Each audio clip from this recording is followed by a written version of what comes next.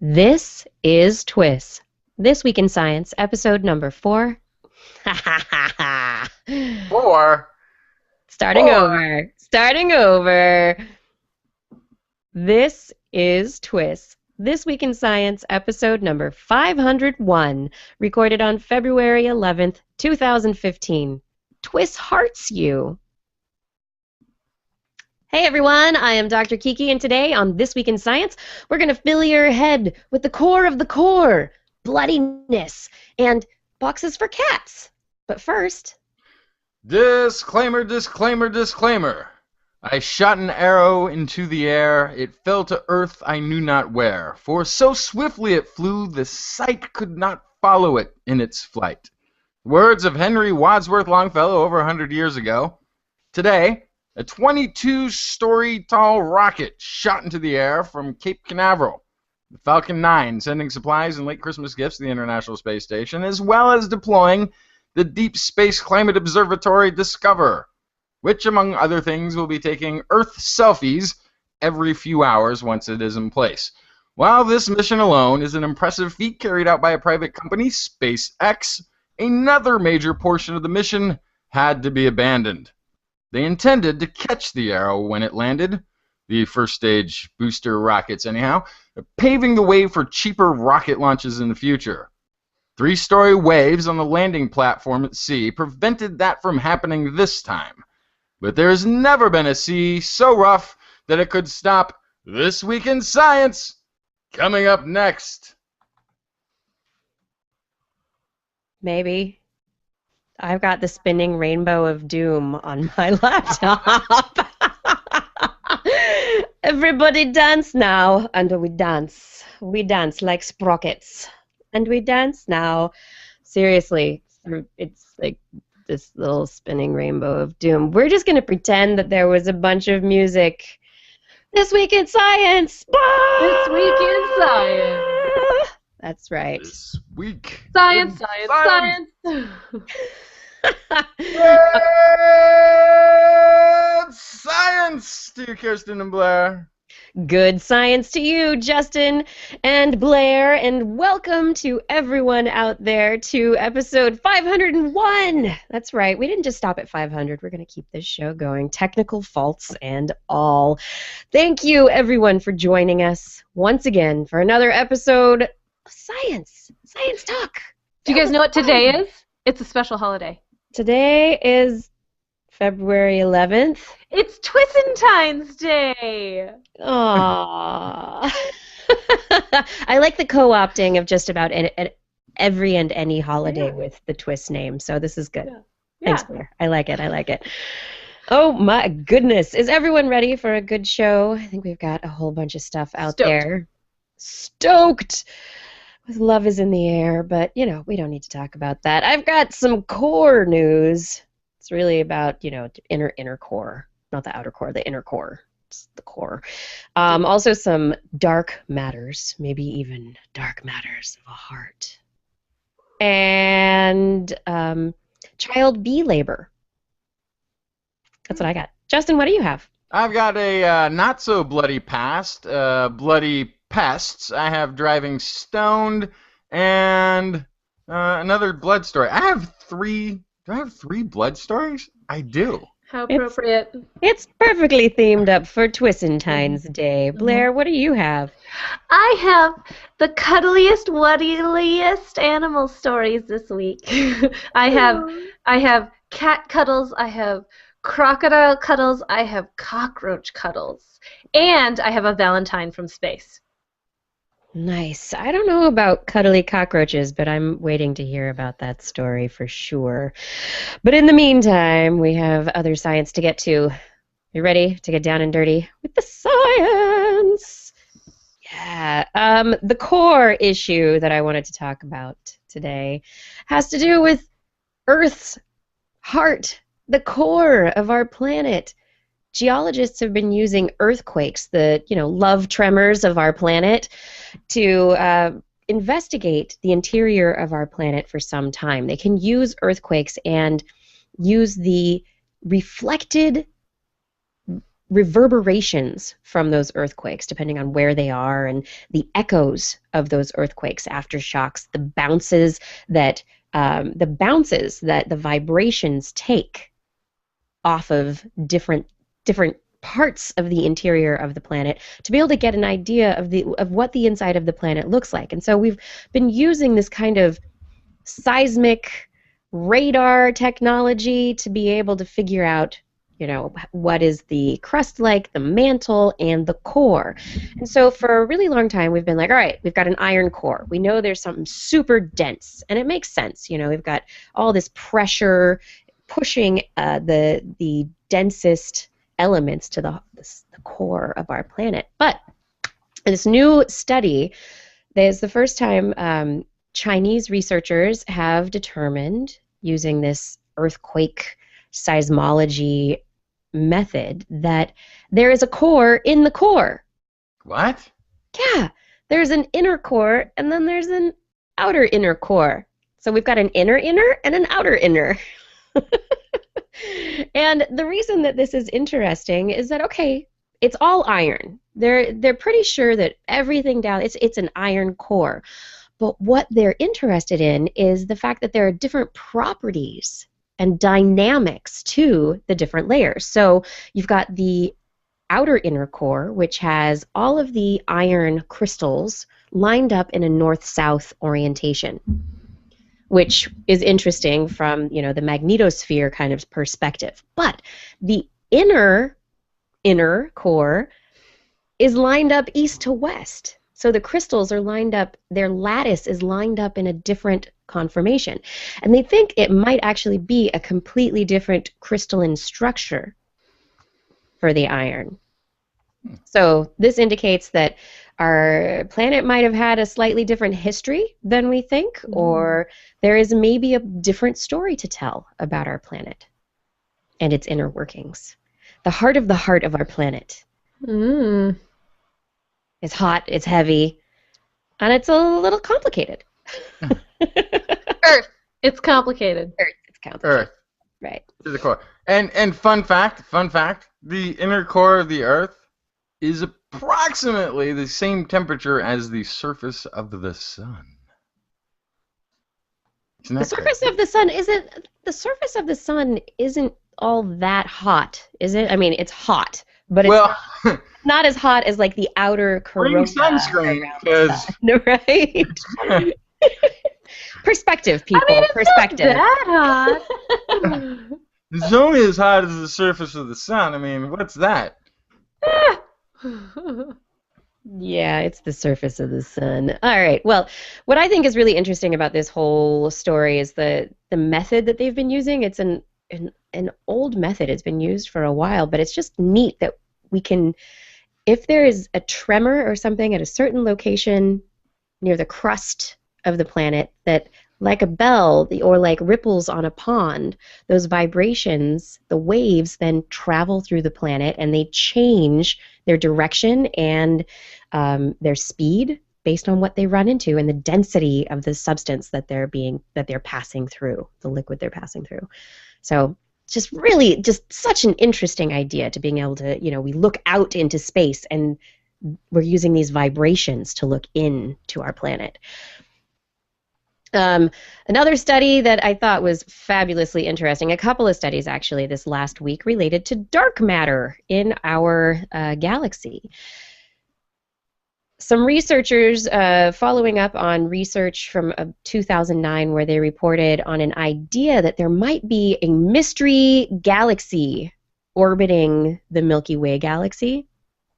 They found four of what are a certain kind of star. They're called Cepheid variables. And the Cepheid variables, they can be used as a standard candle by astronomers because of the way that they pulse and the way that light comes from them and how we can measure it.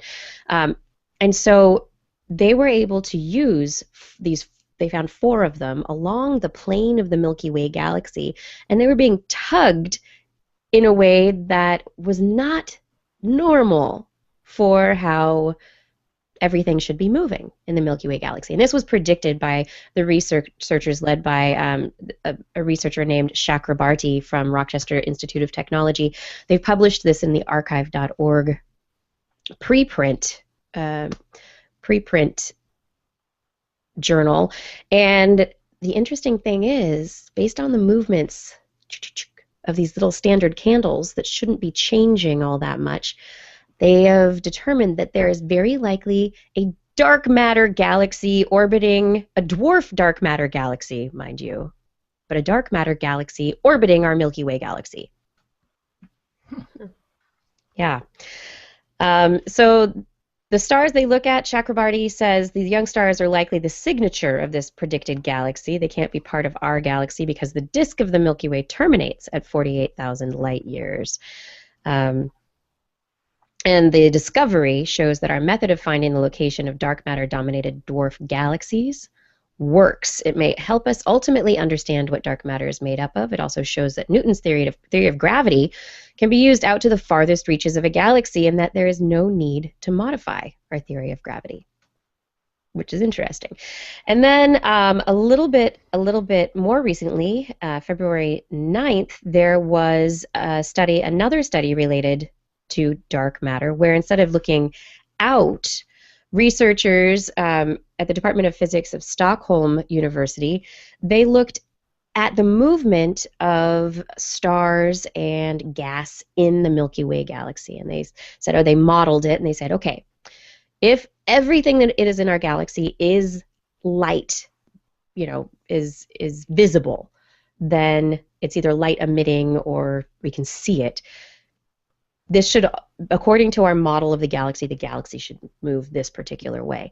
And then they compared it against measurements they had taken, and the modeling, it just didn't line up. And so based on the models and what they've done, they suggest that dark matter is, there's a lot of it in the innermost regions of our Milky Way galaxy, not just around us, but in our Milky Way galaxy, making up a large portion of it.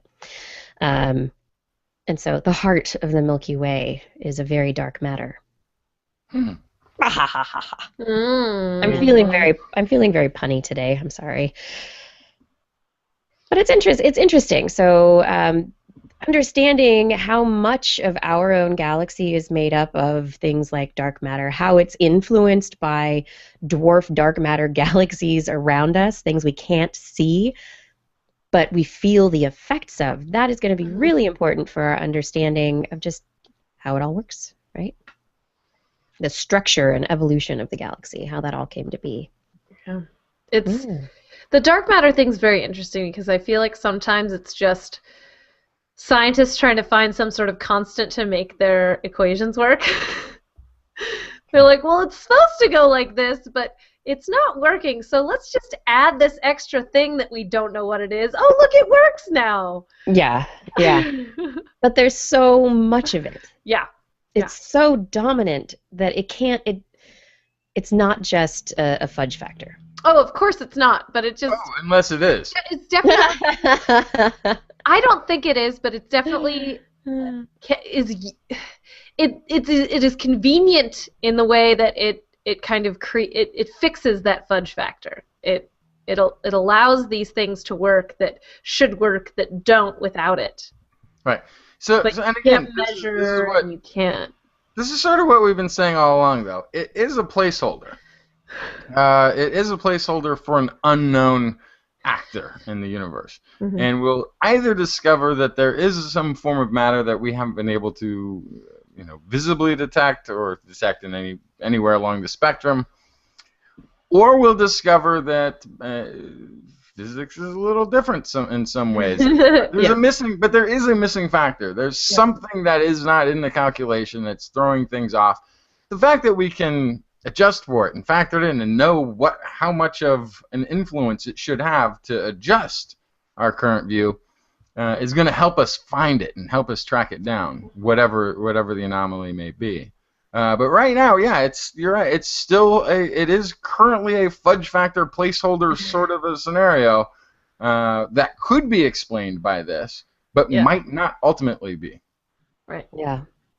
Yeah, it's fascinating. Fascinating stuff. We know so little about our universe. It's just fun to think, fun to think we know something, and then you go, oh yeah, no, we No. really don't.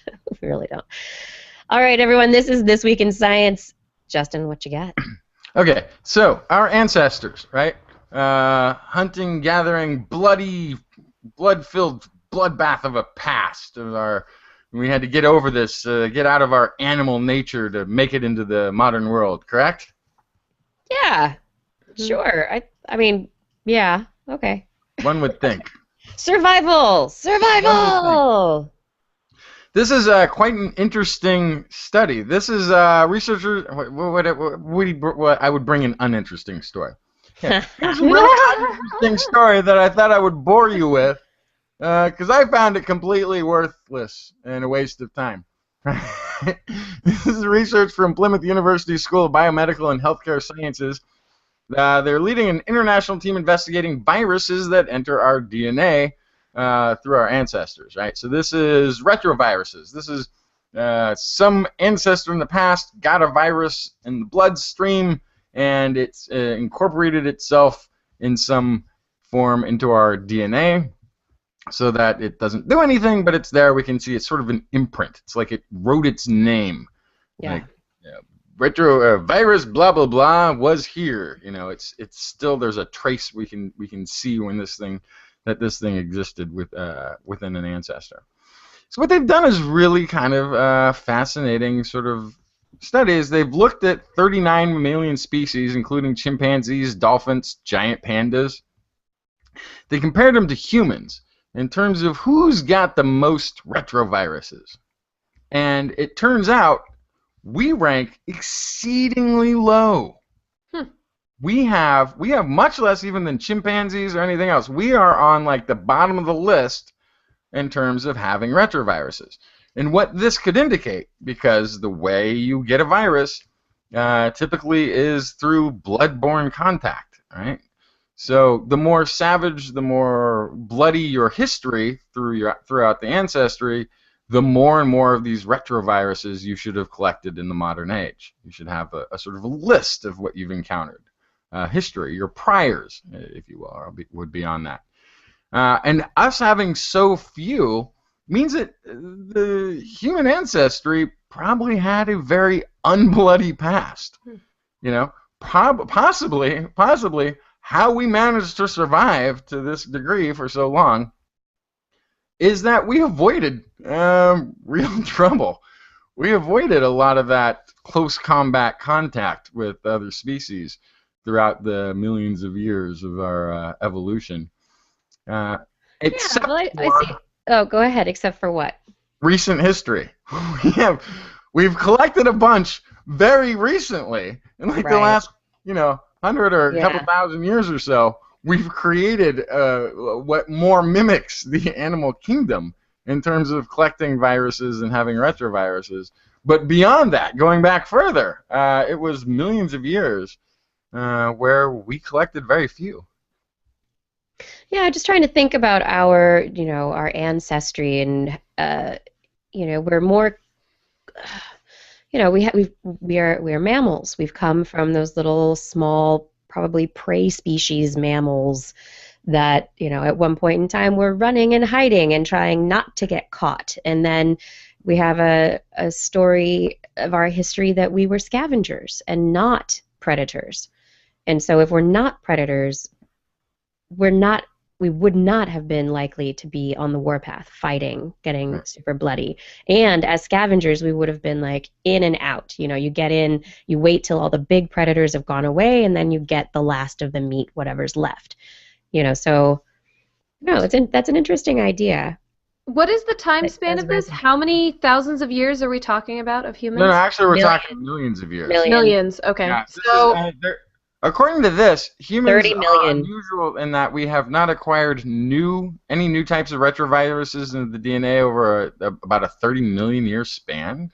I mean, what that could sort of mean too is, I suppose, that we were encountering the same kind of creature. So if the retrovirus is in a particular area, but we spread everywhere, we went everywhere. So that doesn't even make sense that we were just getting into contact with things that already had the virus. That so it's not a new virus. So yeah, I mean, My and question much less, is, looking at it too, just from a straight primate perspective, we have much less than the chimpanzee. so one thing that makes us very different in the way that we kill each other is that we, for a long time now, have been using tools. Yes. Tools And separate you from the blood. exactly. And we evolved music about 30 million years ago. There you go. Wow, Not related, but interesting. Perhaps it is. Perhaps Perhaps it is related. Come on. music made us not want to kill each other. I don't know. I think more that we were just using tools, and so we weren't getting as bloody as animals do that use their mouth or their claws. Yeah. Yeah, but you'd still think, we were eating stuff. I don't know. But we were also cooking things. Not 30 million years ago, I don't think. No, but long enough ago that I think it might have an effect. Well, so this is also the thing I was thinking about. And Because we're I not told eating you, each this is other. I don't think we cooking ever were food, eating killing each other, food, were we? killing things at a distance, not having to sink our teeth into our prey to take it down, right? And so it did make me wonder if the 30 million year span might be off, because that sounds too long of a time frame, frankly. So I wonder if their dating of retrovirus might be off a bit. But that aside, I think it does indicate that it was probably, like you say, tool use and the like that helped influence that quite a bit. One thing that we might want to add, if they have a virus or not, we might want to add whatever gator blood has in it. This is another story. This is showing there's germ fighters, basically antibiotics in alligator blood that they're stating that may help future soldiers in the field fend off infection. That's right. Drink alligator blood. No. Don't drink Don't it. do No, that. you gotta- Don't do that. Disclaimer, disclaimer, disclaimer. Don't listen to me. Don't drink gator blood unless, well, it might be good. Who knows? Maybe gator blood is going to be like the drink of the future. Give me can I get a gator blood and Coke? No, on the thank you. rocks? No. Yeah. I'd like gator blood and the blood of a young one. I'll get my youth and mosquito repellent in A one. young gator or a young human. oh, young human. Okay. The I'm blood of okay a young with that. human. I'm okay with that. Not the young gator though. Yeah, discovery was you are made by silly. George Mason University's 17-member multidisciplinary research team, and they say it could eventually find its way to the battlefield to protect war fighters from wound infections and potential exposure to biothreat agents. And it could possibly even help civilians in some way. Gator blood. Hmm. And I'm going to actually knock out all my blood stories here. This is just sort of an interesting thing. Do you know that all mosquitoes that drink blood are female? Yes, I did know that. Because I female mosquitoes want to get the blood meal so that then they can go on to produce young. Yeah. It will give them the strength to carry on the lineage. So we know mosquitoes are a vector. They got the West Nile, you got the malaria, you got all these little things, all these things that they can transmit because they're doing blood-to-blood contact from one creature to the next. It turns out that part of perhaps the mechanism in which they resist the parasites that they take on is that they get a huge boost in immunity as soon as they drink somebody's blood. Mosquitoes. And got it isolated down.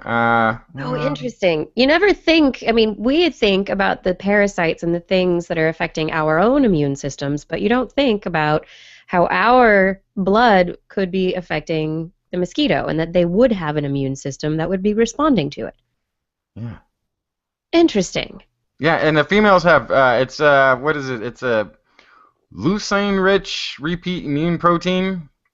Anyway, females have about 20 times the amount as adult males, and it releases, looks like, right after they've taken on some foreign blood in an attempt to, I suppose, defeat any parasite that might come along. They managed in this study to block the pathway, and they got like 3 times as many mosquitoes that took on parasites than had in the test, the control group. So, Yeah, so it's a new pathway. It's possibility we could exploit the pathway in some way to prevent malaria and the spread of that sort of thing, this sort of thing, yeah. But frankly, I just didn't realize it was all the females that were going around biting people. That was already, I guess, a known thing, but It is a known thing, yeah. You want to stop the females from doing the biting, Mhm. but sometimes it's easier. Like yeah, they're, we consider them the pest, but of course even the pest has pests. And uh-huh, then yeah, this everything. protein is a pest to the pest's pest. Pest is a subjective word. Just pests all the way down, I think, at this point. In Australia, that should be the kangaroos new are one. pests. Yeah. But I think that is the new phrase. Instead of turtles, it's just pests all the way down. Pests. I like it. Do you know what time it is? Since we're not bloody anymore, What time is it? it's time for Blair's Animal Corner. She loves our creature, great and small. Live pig, millipede, no pet at all. You wanna hear about animals? She's your girl. Except for giant pandas and squirrels.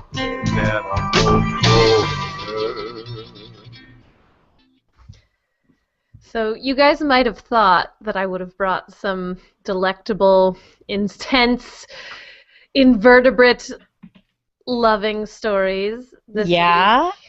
but I on. didn't. Darn it. I broke form and I brought some cute and cuddly stories, or at least what I consider to be cute and cuddly. So it's still probably on brand. Because my first cute and cuddly story is about crocodiles. Who are not what you would normally consider cute or cuddly. They are kind of hard-skinned, sharp-toothed. The perfect boyfriend or girlfriend? I don't know. Cold-blooded, all those good things, right? Cold-blooded, that's right. Mhm. But earlier, last year, we learned that they were using tools. We learned that they were hunting cooperatively, right? So we learned a lot about these guys and their intelligence over the past year or so. Well, there's more information now that could help link them to high intelligence that is also just darn cute. And that is that crocodiles like to play. To play, To play. crocodiles, okay, so they climb into trees to jump on their prey. They No, that was for sunning. climb into trees for sunning. They potentially share prey and help each other out, and they play. Yes. So Wait, what? Play Yeah. is supposed to be a sign of incredible intelligence. you're exactly right, and that's part of the reason I brought this here today, is a lot of people don't realize that. Play means there's a lot going on up there, that you have a process going on that requires stimulation, right? So when Yeah. you're sitting, it basically proves that an animal can be bored, because play stems from trying to keep your brain active, right? Right. So the criteria, the scientific criteria for play, which I think is important to talk about, are as follows. 1, the performance of the behavior is not fully functional in the form or context in which it is expressed, in the context in which it is expressed. So that includes elements or is directly toward stimuli that does not contribute to survival. So basically, it's something that they do that has no function. It doesn't help them survive. That's 1. 2, behavior is spontaneous, voluntary, intentional, pleasurable, rewarding, reinforcing, or autotelic, done for its own sake. Okay, it's not planned ahead, but they're doing it on purpose. I want to see a crocodile chasing its tail. You know, I'm trying to think if I've ever seen that. I think I have seen that before, actually. Really? Yeah. 3, it differs from serious performance or ethotypic behavior structurally or temporally in at least one respect. That means it is incomplete, generally through inhibited or dropped final element, exaggerated, awkward, or precocious, or it involves behavior patterns with modified form, sequencing, or targeting. So basically, they could start it and stop it at any time. There's no beginning or end. 4, the behavior is performed repeatedly in a similar but not rigidly stereotyped form. So there's a difference between stereotypic behavior from an animal, that's like pacing, and then play is repeated but not exactly the same every single time. And then the last one is behavior is initiated when the animal is adequately fed, healthy, relaxed, and free from stress. So that is a really important one too. That means they're not hungry, they're not stressed out, they're not scared, they're totally relaxed. There's no reason for them to respond to anything at all, basically. And so in this comprehensive study, this researcher did over 3,000 hours of his own observation of crocodilians, but then also combed the interwebs for anecdotal evidence and compiled them and actually assessed through scientific methods. So he looked at all the Facebook groups for crocodile breeders, crocodile zookeepers, all the people who work with crocodilians, which, believe it, they're out there. He looked for forums. He reached out to people who are caretakers for crocodiles in captivity, and he reached out to crocodile researchers. And from all of these personal accounts he was able to compile, he found all three kinds of play. There are three kinds of play. Locomotor play, that's intense or sustained locomotor movements, often without any apparent immediate reason or stimulus. So that might be, the best example he had of this was crocodiles sliding down a riverbank into the water over and over like it was a slide.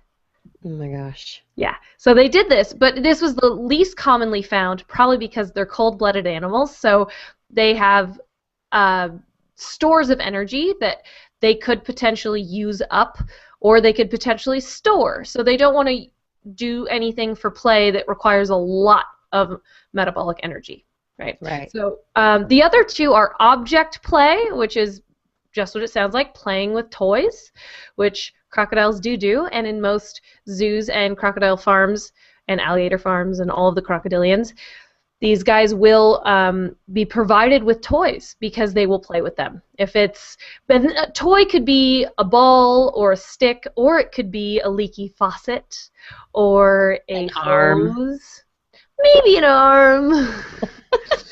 And then the last one is social play, and this is the cute and cuddly part. Crocodiles have been found playing with other animals and members of their same species. They will ride on each other's backs for fun, for no perceived gain. They'll give piggyback rides, and this is adorable. They were seen in one instance playing with a river otter. And they knew that it was playing with this otter, and the otter was playing back because they kind of had this behavior where they would snap at each other and grab at each other. And at one point, this was one crocodile. All the other crocodiles kind of left the otter alone, and the otter left them alone. But this crocodile was snapping at the otter, and at one point, it grabbed the otter and pulled it under like it was going to kill it. And about 5 seconds later, the otter surfaced, the crocodile surfaced, and the otter was completely unharmed. Wow. Yeah. Wow. Interesting. Yeah. I would not suggest people out there try to play with crocodiles. That is a very good point. Disclaimer, disclaimer. Stay away. No kissing, no hugging, no playing, no piggyback rides with crocodiles or great white sharks for that. And I want to hear what happened under the water from the otter's perspective. Right. The otter chose to be there. The otter was far away. I had to make like a really quick move to get out of there. You have no idea. Crocodiles, the orcas. He was not playing. I don't care the what he says came now. Back afterwards. And then was eaten. The otter kept coming back. I think it's pretty interesting. That does sound like fun though. Yeah. And I'm gonna another disclaimer. This research was on all crocodilians, so caimans, crocodiles, and alligators, and I did not memorize which of each of these anecdotal instances was which species of what type. So it might have been an alligator with the otters. I don't remember. It was a crocodilian. So catch-all category. Yes. Got it. Anyway. Got it. But so that's the cuddly crocs. Which is indicative of them being really smart, right? Yeah. Yes. So cats love their boxes, as we know. You know, the internet loves cats. Internet especially loves cats in boxes. Well, it turns out there's a reason that cats love boxes. Do you know what it is? Because they smell like pee? Well, that's after they play with the box, Kiki. No. It's because the box reduces stress. Is it like a cave? Yeah, not that dissimilar. So, some Dutch researchers looked at cats in an animal shelter. And it was a pretty small sample size, but they had about 10 cats that they provided boxes to and 9 that they did not. And they measured stress levels. And the stress levels were lower in the cats that had boxes, and they also recovered faster after relocation into the shelter. They kind of resumed normal cat behavior much faster. So the box definitely helps them with stress levels. There's a few reasons for that. It's dark. It's a place for them to hide and observe. And the thing that's really interesting is it might also help them with thermoregulation, because a small area that would warm up fairly quickly. Exactly. And it turns out that the thermoneutral zone for a cat is about 86 to 97 degrees Fahrenheit. So it's a wide range, but you can see how they would be more comfortable towards the higher end of that. The easiest way to achieve that is to insulate. And so corrugated cardboard is very insulatory, but also when it's a small box and they have to squeeze into that space, they're squeezing themselves into a ball, which reduces their surface area, which helps conserve heat as well. Well, I love this study, because this means when I finally do convince the rest of the population of the planet to get rid of cats, all we're really going to do to instigate this, all a cat trap is really going to look like is a cardboard box. You just set it there, and then at the appropriate time, close the flaps, and done. Nice. Yeah. Sure. I don't know. I think it's a great toddler trap. I've had a lot of a lot of joy with cardboard boxes and my son. Great toddler traps, I tell you. Awesome. They get in there, they warm up. Anyway. So I've lured you in. I've lured you in with the cuddly cats. Now it's time for the cuddly cockroach. Wait a sec. Not so much. Just makes the hair stand up on the back of my neck. In what way is a cockroach cuddly? Well, this is going to be a tall task you've set before you now. I know. I see them as cuddly because I've learned that cockroaches have personalities.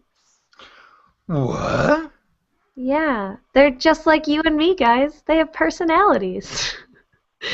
So, in a recent study in Brussels, they took cockroaches, they put them in 19 different groups. So there were 19 groups of cockroaches with 16 individuals of the same age, all males, in each group. They put tiny transmitters on them, adorable, so that they could watch their movements exactly. And then they put them in a plastic arena. They did this 3 times a week, from which they couldn't get out. And it was completely dark when they were put in there.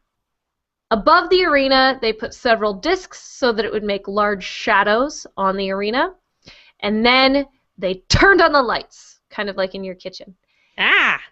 And they tracked how fast the roaches ran into the shadows, where they went, all that kind of stuff. And they found that they act differently on individual and group levels. So they've got personality.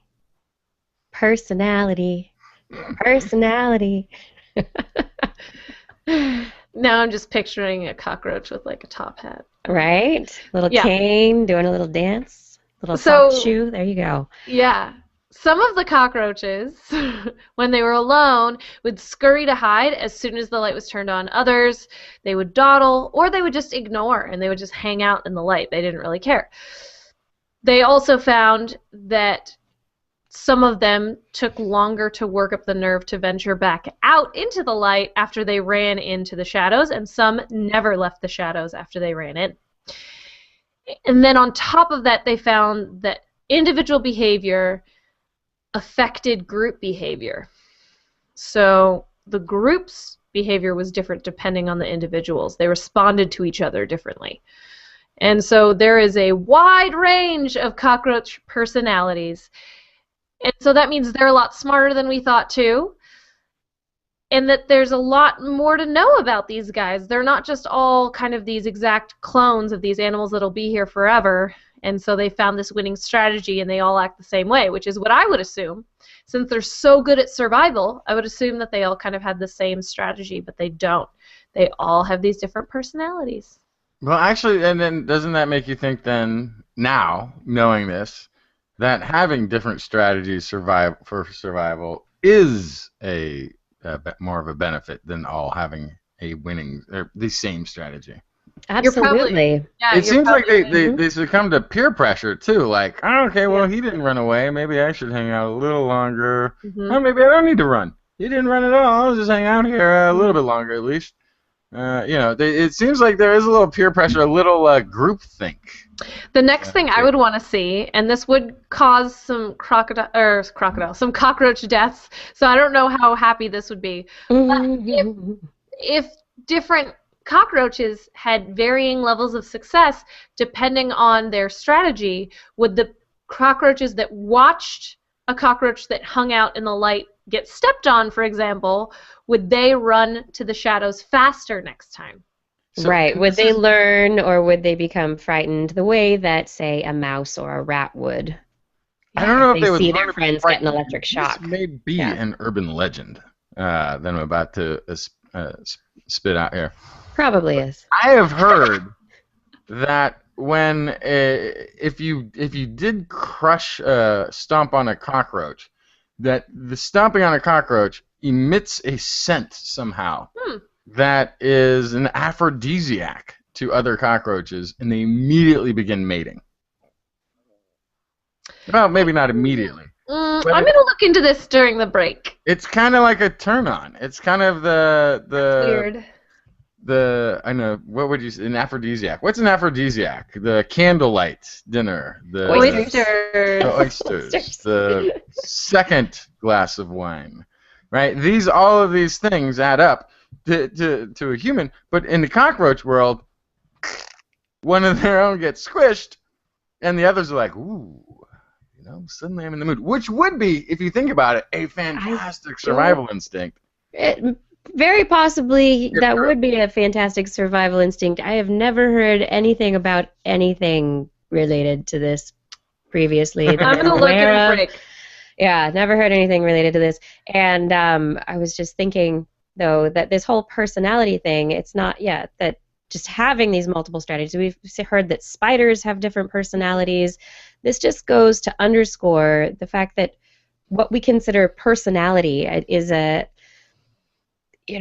we've humanized that word, where it really is, as Justin said, it's a survival strategy, different survival strategies. These are different ways of existing within a social group, a population, and it goes back to the earliest forms of life. I will counter that in saying you cannot humanize a word that's a human word. You can only anthropomorphize. Anthropomorphizing this concept related to animals or insects. Interpretation of the human word. Well, then we need a new word for it, but we don't have one. It shouldn't be personality anymore. We shouldn't have personalities if animals can't have personalities. Yes, we can. Strategy variance. There we go. Something different. A little something I different. have noticed a strategy variance. It's a little variance sensationalized. in every type of animal I have worked with. Every single type. Lots of people think, for example, deer. They're all the same. Nope. Of course they're not. Good gracious. I don't doubt that they have different levels of skittishness or what have you, but find me a charming one. Find me one. Done. Find me a fun-loving deer. Done. Find me a fun-loving, charming cockroach. Done. Amongst the personality. Personality. All right, everybody. Pet tacos? What? Okay, you guys.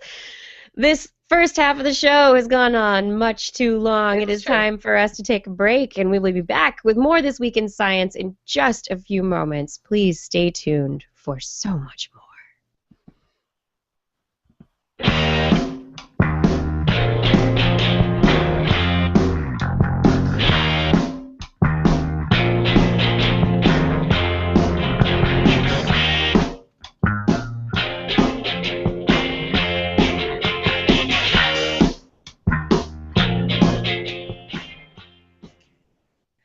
TWIS has merchandise that you might enjoy having. You want to support TWIS? You want to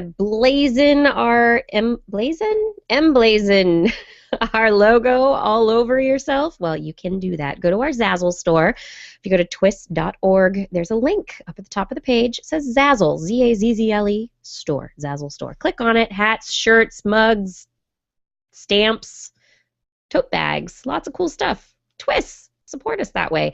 Also, you can support us through donations. We accept donations in a couple of ways now, which is pretty awesome. We have PayPal and we also have Patreon.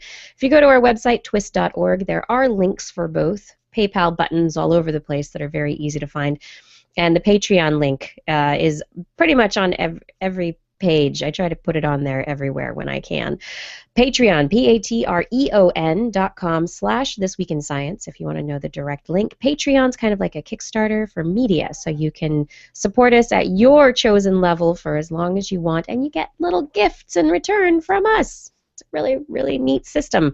We like it, and we want to thank you all for helping us get to our $500 level, our first level of support that we've been trying to reach. We're pretty much hanging out there right now, which is making us very happy. Let's keep moving, everybody, though. The more support from you that we have, the more that we will be able to do. More TWIS shorts, more interviews, more TWIS. Isn't that a good thing? Help us out. Let's try and get to that next level. $1,000 a month, or sorry, $1,000 an episode, which really, in the long run, it's not just an episode of TWIS. It's $1,000 for a lot more if we can make it happen. So let's get there. Come on. We're counting on you. Counting on you. You right there to help us out. Patreon.com/thisweekinscience. Additionally, if you cannot afford a donation, I understand how that goes. Tight budgets, tight financial times. It happens. It falls on many of us at times. And, maybe you're just, that's your lifestyle. Whatever. I get it. But if you're not into making a donation, maybe you can help us out by sharing TWIS with people you know. Your friends, your family, coworkers. Tell them about TWIS. We're still looking for you to bring us 5 TWIS fans for our 500th episode. We are up to 501 right now. That's what episode we're in. So where are those 5 TWIS fans? Come on. Show us the love. Bring them in. Bring them. Come on. 5 friends. You got them. Bring them into the fold. Show us. Show us the love. Share us with your friends. We really appreciate all that you do and all your support, and we really could not do this without you. Thank you so much for your support.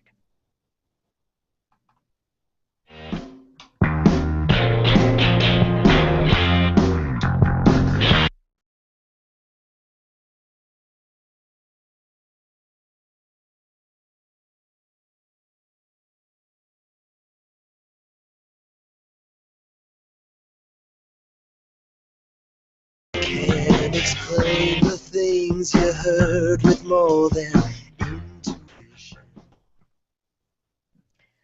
And we are back with more This Week in Science, everyone. I hope you are enjoying the show so far. It's been bloody, it's been cuddly, it's been full of heart and soul. It certainly has. But I've got a smoking gun. I have got a smoking gun. You want to hear about it, Blair? Yeah. Oh, Justin, there you are. Coming back from your break, I thought that you, especially Justin, might like to hear this story. Hmm? Long-term smoking could thin your brain's cortex. Wait, smoking is bad for you? Is that what you're telling me right No, now? it's thinning. She It's said it was thinning.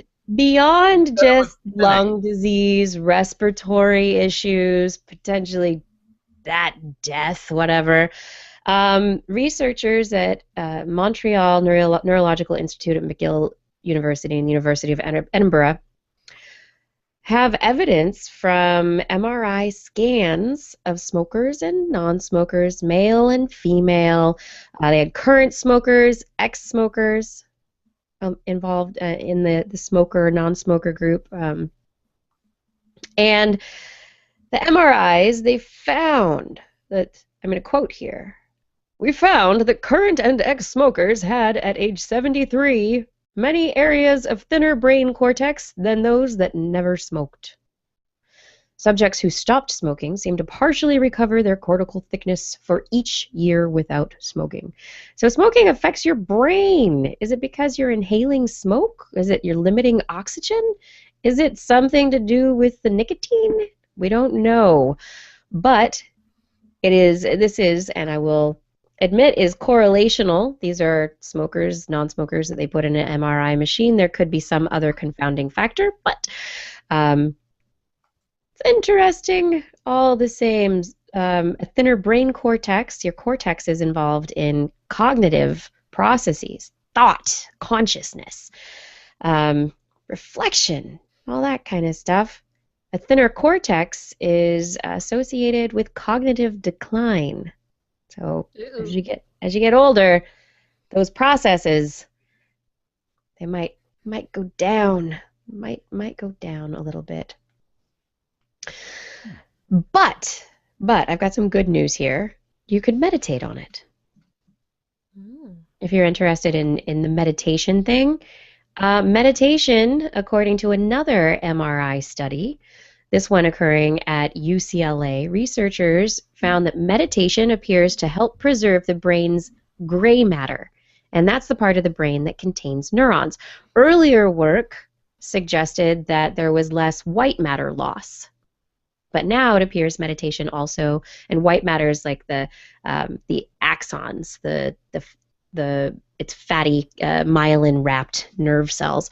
But this is the neurons themselves, the gray matter, the cell bodies. They're being preserved, possibly, by meditation. They looked at the association between age and gray matter, comparing 50 people who had meditated for a long time and 50 who did not at all.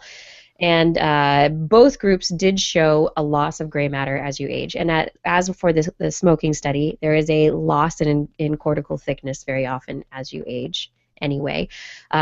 We lose gray matter as it declines as we age as part of aging. But those who meditated, it didn't decline as much, didn't go down as much. Maybe there were other aspects of their lifestyle that contribute to this, but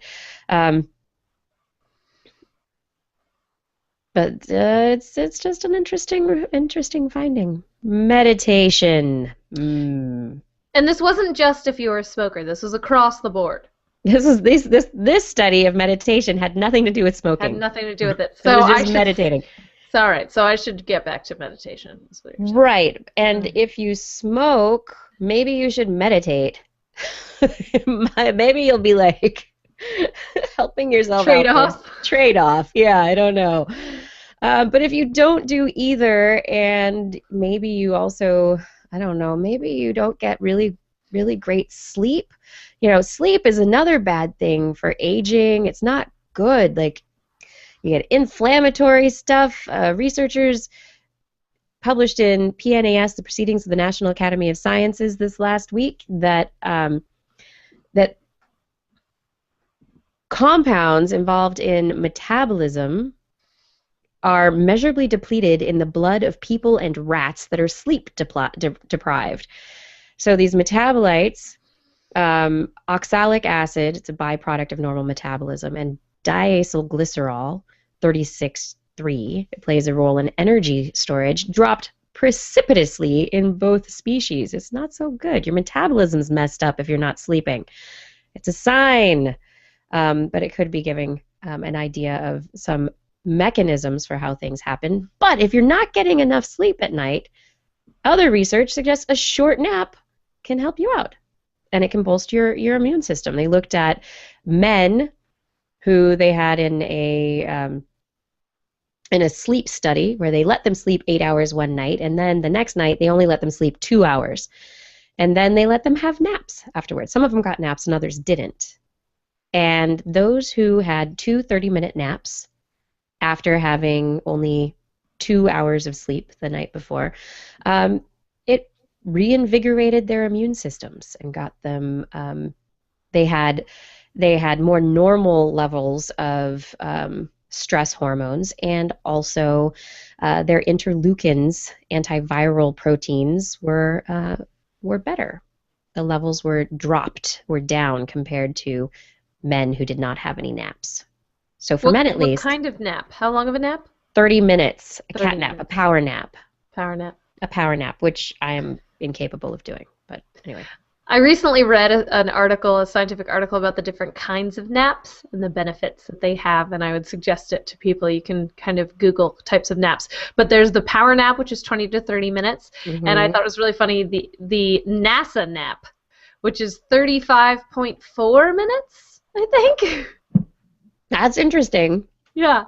So they had done research, NASA had done research on what type of nap got pilots to be more effective at their job and more awake during their job.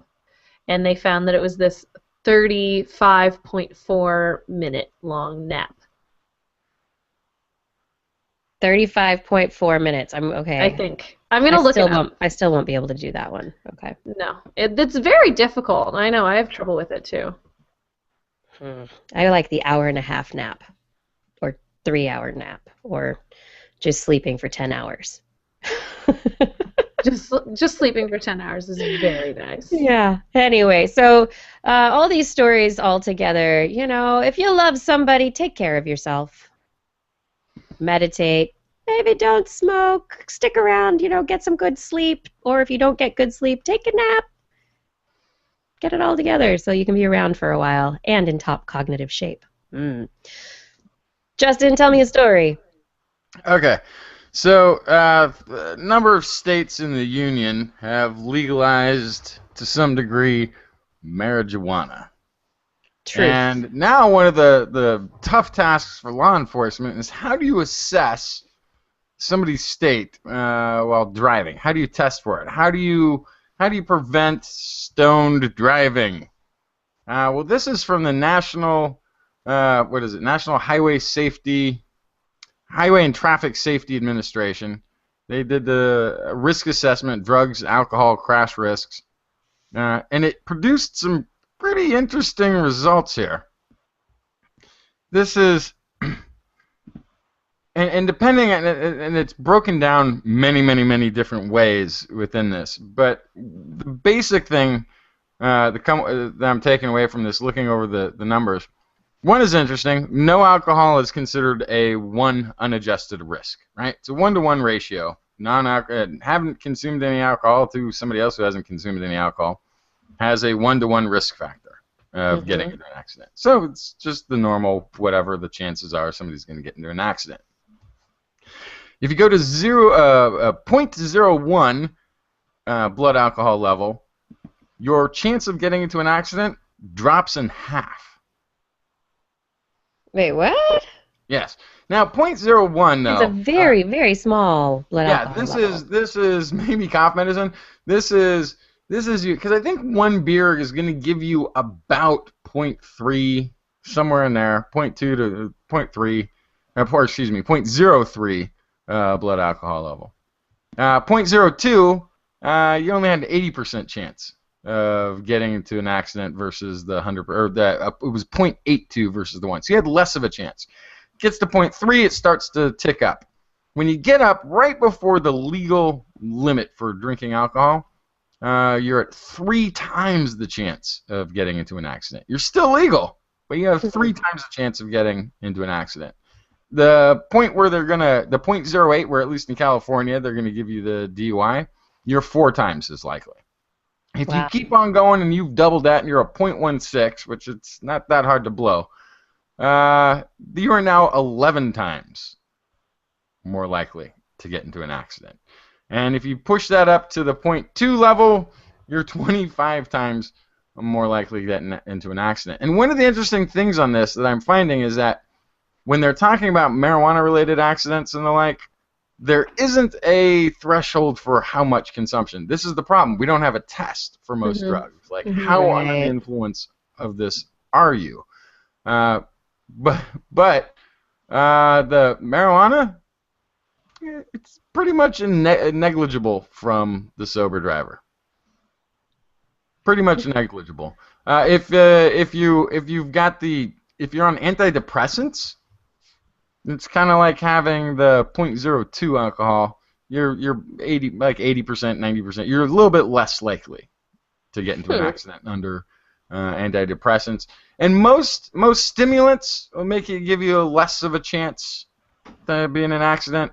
Painkillers and analgesics, legal drugs even, give you a slight tick more, a little bit better chance. Right. Nothing really on this list, though, moves that needle of safe driving to chances of getting into an accident like alcohol. Alcohol, absolutely on this list, shows that it is destructive to your ability to drive.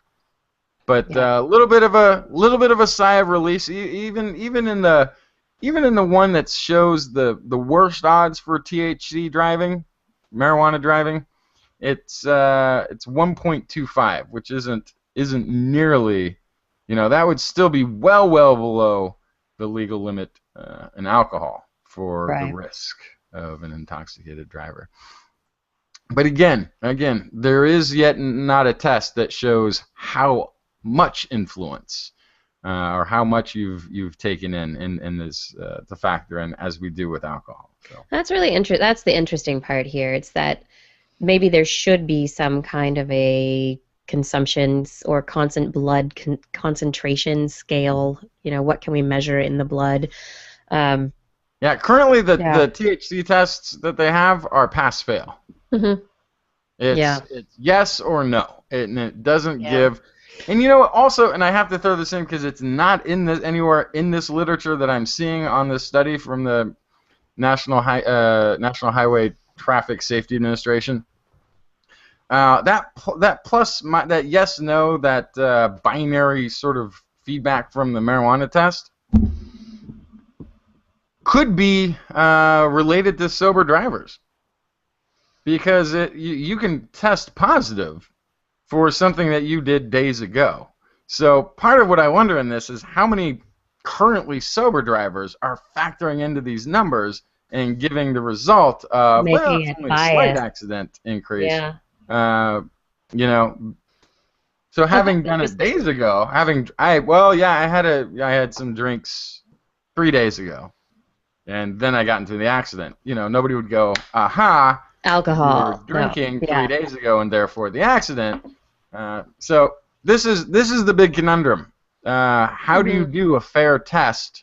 Yeah. You have to do an experimental test. You have to give people different amounts of marijuana and then get them to drive around some course with obstacles or with certain tests, an obstacle course, a driving obstacle course, and see how they do. Yeah, but then also you have to quantify develop it somehow. Yeah, you have to develop a test so that you can actually figure out how high a person is. Yeah. And tell the difference between you smoked yesterday and you're high right now. Right. I think I know the test. I'm sorry we pulled you over. We were actually looking for a short, tall, fat, skinny guy with a long shaved beard. Have you seen them? And just see how they react. Or you can ask them if they know how to get the White Castle. Interesting story. Yeah, where's the White Castle? Exactly. Where's the White Castle? Story. This was sent to me by Oliver from Australia. He also sent along a thing showing that a lot of the studies on the benefits of alcohol are being questioned in the way that they're put together, in the way that they've been weighted. I guess there's a statistical big spike for associated health benefits in women over the age of 65 that perhaps have been influencing a lot of studies. More to look into there, but if you're a woman over the age of 65, apparently drink up. it's good for you. Nice. It's a little good for you for various reasons. I had a story about colony collapse disorder. The bees! The bees. We do not love colony collapse disorder, but no, we need ice cream and honey and delicious food. Right, we do. But so researchers looking at bee colonies over at Queen Mary University of London in Macquarie University in Sydney and Washington University in St. Louis and the University of Sydney they were modeling a whole bunch of information on the impacts of honeybee colonies of this colony collapse disorder. So they know the ages of bees, and researchers put little radio trackers on bees when they were little baby bees, and then tracked them. Babies, yes, and tracked them through their whole lives. And they found that bees, so in colony collapse disorder, first it starts the older bees, the weaker bees die off. And then there aren't as many bees, worker bees, to go forage for food for the hive. So younger bees, normally they're about 2 to 3 weeks old when they start foraging, when they start going out. But when the bee colonies are stressed by disease, like this, the mites and the fungus that are involved in colony collapse, and the older bees are dying, the younger bees are recruited much too young. They have to start working younger than they normally would.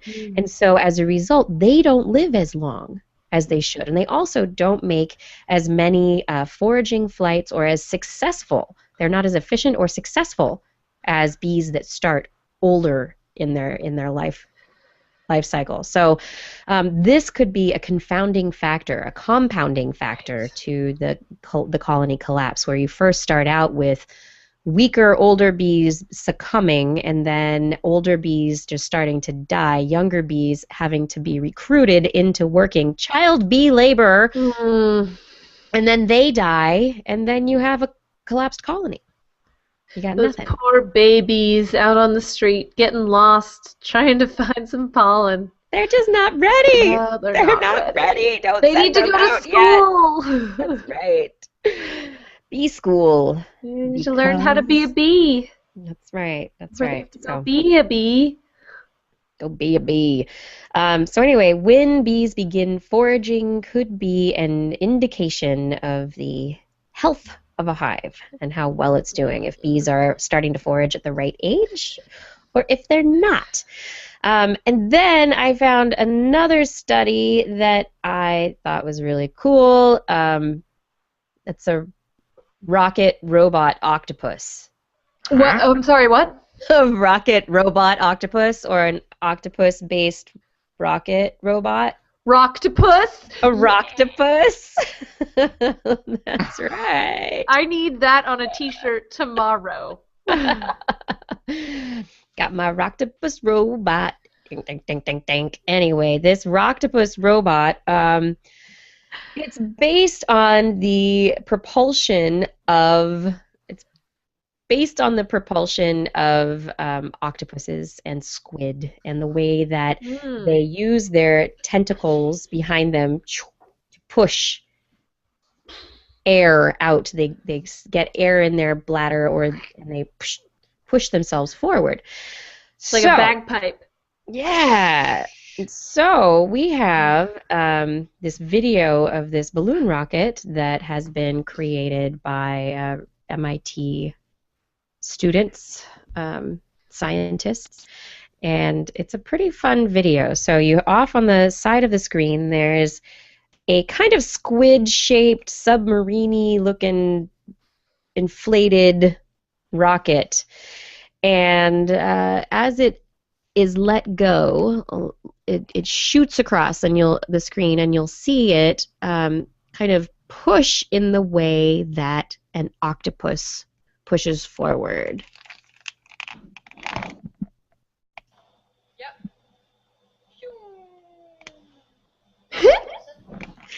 And I really like the researcher sound effects. That made me happy. Choo! Exactly. That's awesome. Yeah. So it's a pretty pretty neat advancement for underwater propulsion. This self-propelling robot, it makes now, this is I think the fastest propulsion of any underwater vehicle. It's unprecedented in human-made underwater vehicles. So this is a pretty big deal if it can become something that is repetitive or can propel something over very long distances. It is this particular robot is 30 centimeters long, and it's inflated with water, rapidly deflates, shoots water out through its base to power outstanding propulsion and acceleration. And then as the rocket contracts, it can achieve more than 2.6 times the thrust of a rigid rocket doing the same maneuver. So having that balloon inflation, deflation movement is actually beneficial to it being able to propel itself through the water. So who knew? Squids and octopuses, they were onto something. I love the idea that, dude, that this is the submarine design of the future. Yeah, no more rigid submarine bodies. It's going to be like these undulating. Inflatable diaphragm on the side that's like. Yeah, you'll be inside of it. Yeah, maybe a rigid structure. Everybody inside is it. seasick because it keeps doing this. Again. No, I'm thinking more that would be dragging the area where the humans are. So the humans would be in like a capsule that would have a connection to this giant squid that would go and pull it with it, and then it would constantly getting slammed to one of the walls of the vessel. Just oh, I guess we're moving again. Yeah, here we go. Hang on. Oh, here we go again. Yeah, okay. Oh, you get used to it. The human body is very resilient. Very, very resilient. I was just seeing over in the chat room, Ben and Gord are talking about waking up the Callie and John from over at Geekbeat. So wake them up. Tell them about the Rocktopus. They'd like it. Did you have any more stories, Blair or Justin? I wanted to update on a couple of things we talked about earlier in the show. So the NASA nap, by the way, is when you're allowed to nap for 40 minutes, but the average person, when you're given 40 minutes, only sleeps 25.8 minutes, which is just about the exact right amount of time. So that's the NASA nap. You set your clock for 40 minutes. Got it. But by the time you get to sleep, it's like 25 and a half. So that was one. The other thing is, the cockroaches, Justin, I couldn't. In fact, there was actually a study that proved that female cockroaches were turned on by pretty much any insect the size of a cockroach, but it had to be alive. Huh. Interesting. Cockroaches are turned on by watching any insect that's alive that's their same size. That's roughly the shape of a cockroach. I have two headlines for you. I encourage everyone to check them out. Hopefully they'll be in our show notes. But the first is, it's the better evolutionary strategy, in honor of Valentine's Day, to go for Mr. Right now, not Mr. Right. Which it's better if your eggs are a-wasting, essentially, to just pick from what's in front of you rather than wait around for a better mate. So that's the first one. Ladies, lower your expectations. Exactly. And then right. The other one is this Valentine's card from space. I don't know how much of a Valentine's card. It's more of a, hey, how's it going? I guess it's a friendly Valentine. It's this smiley face, which I'm sure all you guys have seen all over the interwebs. Look at that smiley face. Yeah, the smiley face of the universe. Yeah, it's just made out of galaxies. It's made out of galaxies and then also lies. It's not lies. Hush up, it's science. Strong gravitational lensing. So it's an optical illusion. That's why I call it lies. It's an optical illusion and galaxies. And the Hubble telescope captured this smiley face. So. And it's also made by our wonderful human propensity to find images that we recognize in just about anything. Yeah, we're really good at finding faces, but actually we've talked about other animals being really good at finding faces too. So, and that's actually, I found an awesome story for next week. So teaser for that, related to that. I'm very excited. Just broke today. I'm excited too. Do we have to wait another week? Oh yes. God. All right. And Justin, do you have any more stories? No, I'm good. All right. And we already mentioned that the Dragon capsule you mentioned in your disclaimer at the beginning of the show, SpaceX's Dragon capsule returned safely to Earth, splash landing in the Pacific Ocean. It's pretty awesome. Let's find out what happened to it and if everything was awesome. It is awesome. It's back. Let's use it again. Let's do it. Reusable vehicles. And then Also, I have one last study related to female eggs, oocytes, and obesity.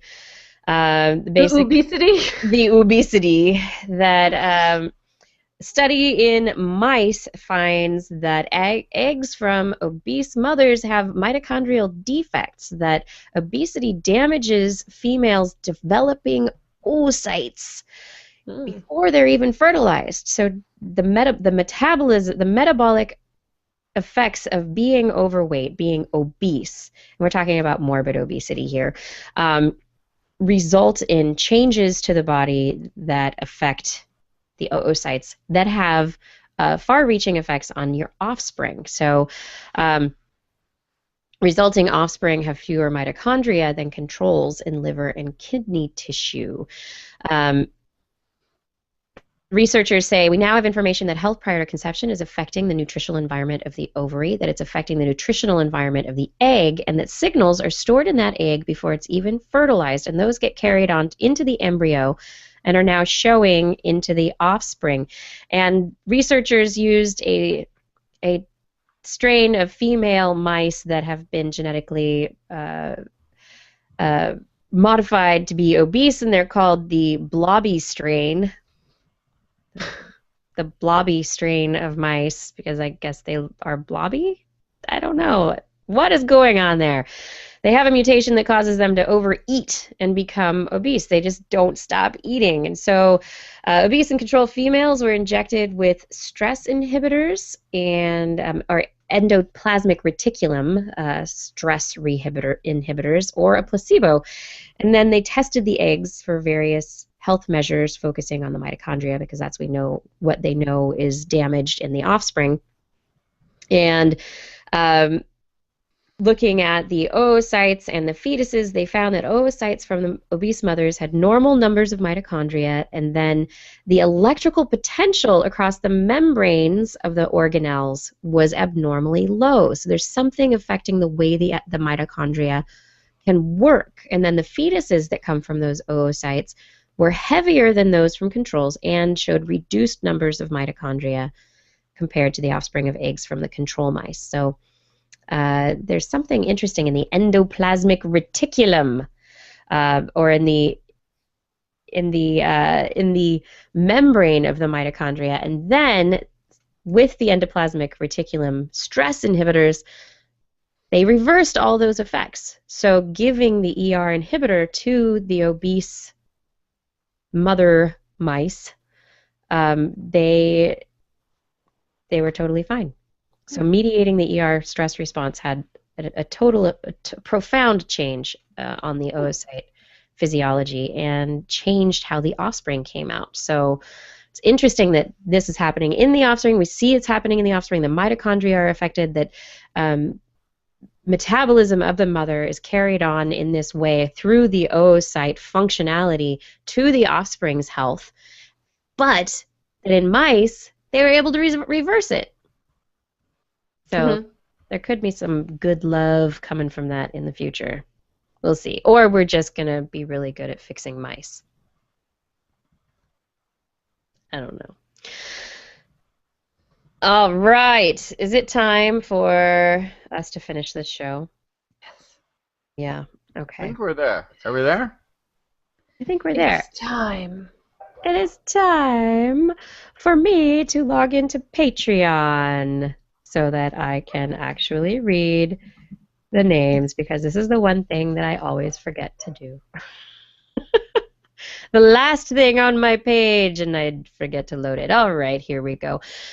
I would like to thank everyone who is supporting us on Patreon. Thank you for getting us to our $500 level of support. Let's keep going. But thank you so much to Kevin Donald Wesley Ballard, to Paul D. Disney, Kati Volk, Sam Winzier, John Ratnasamy, Rudy Garcia, Steve DeBell, Gerald Sorrells, Bill Carter, Greg Guthman, Jason Dozier, Matthew Litwin, Eric Knapp, Andreas Akestad, Jason Roberts, Patrick Cohn, Shannon Tara Ginsburg, Byron Lee, E.O., Bob Calder, Jared Lysette, Ulysses Adkins, Jake Jones, Edvardus Rimkus, Nicholas Lai, Brian Hendricks, Cassie Lester, Chris Cross, Sarah Chavez, Steven Sorowiak, Layla, Paul Stanton, Marshall Clark, Charlene Davidson Henry, Dom Kamarechka, Randy Mazuka, Ed Dyer, Tony Steele, Lord Trentonian Moody, Larry Garcia, Daryl Lambert, Brian Condren, Lord Trentonian Loves Blair, Kevin Parachan, Richard Bowersox, Caleb Smith, Sal Good Sam, Matt Sutter, Emma Grenier, Miranda McKennett, Dave Major, Brian Rossman, James Dobson, Steve Goodwin, Kurt Larson, Stefan, Michael George, Craig Landon, Russell Jensen, Mountain Sloth, Jim Drapeau, Darren Lute, Tara Payne, Alex Wilson, John H. Maloney, Jason Olds, James, Paul West, Lauren Lang, Ed Bennett, Thomas Mikinen, Alec Doty, Illuma Lama, Joe Wheeler, Dougal Campbell, TMRO, Miko Pakula, Craig Porter, Adam Mishkan, Aaron Luthen, Marjorie, Scott Lajewski, David Simmerly, Tyler Harrison, Ben Rothig, Colombo Ahmed, and Gary Swinsberg. Thank you for all your support on Patreon. If you are interested in supporting us, you can find information at patreon.com/thisweekinscience. Also, remember that you can help us out simply by telling your friends, family, coworkers about TWIS. On next week's show, we will be back once again Wednesday night, broadcasting live online at 8 p.m. Pacific time on twis.org/live, where you can watch and join our chat room, it's filled with awesome people who are great to chat with. So why don't you do that? But if you can't, don't worry. You can find our past episodes at youtube.com/thisweekinscience or twis.org. Thank you, everybody, for loving the show. TWIS is also available as the podcast. Just Google This Week in Science in your iTunes directory, or you can also look us up on the mobile device, TWIS for Droid, or This Week in Science in the Apple Marketplace. Also, there's an Apple iPhone podcast app in which you have to type in This Week in Science. If you put in TWIS, you won't find us. And as I've been talking about for the past couple weeks, you can find us on Apple TV now. So if you go to the YouTube app, search for This Week in Science, then we have our own channel on the YouTube app on Apple TV. So you can watch us on the big screen. For more information that you've heard on anything here today, show notes will be available on our website. That's www.twis.org. That's twis.org, where you can also make comments and start conversations with the hosts as well as other listeners. Or you can contact us directly. Email Kirsten at kirsten@thisweekinscience.com, Justin at twistminion@gmail.com, or Blair at blairbaz@twis.org. Just be sure to put TWIS, TWIS, somewhere in the subject line, or your email will be spam filtered into oblivion. You can also hit us up on the Twitter, where we are at TWIScience, at Dr. Kiki, at JacksonFly, and at Blair's Menagerie. We love your feedback. If there's a topic you would like us to cover or address, a suggestion for an interview, please let us know. We'll be back here next week, and we hope you'll join us again for some more great science news. And if you've learned anything from today's show, remember, It's all in your head.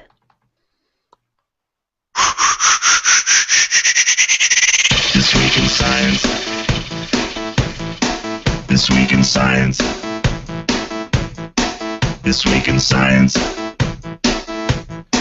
This week in science, it's the end of the world. So I'm setting up shop, got my banner unfurled. It says the scientist is in, I'm gonna sell my advice.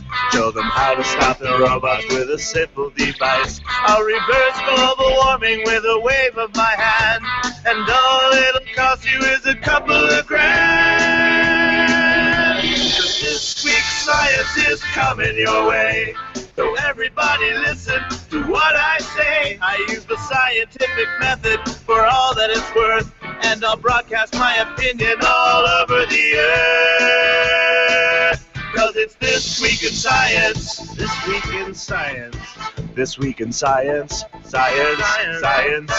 This Week in Science. This Week in Science. This Week in Science. Science. Science. Science. I've got one disclaimer, and it shouldn't be news, that what I say may not represent your views, but I've done the calculations and I've got a plan. If you listen to the science, you may just better understand that we're not trying to threaten your philosophy. We're just trying to save the world from jeopardy. Jeopardy. And This Week in Science is coming your way. So everybody listen to everything we say. And if you use our method instead of rolling a die, we may rid the world of toxoplasma gondii. 'cause it's This Week in Science. This Week in Science. This Week in Science. Science. Science. Science. This Week in Science. This Week in Science. This Week in Science. Science. Science.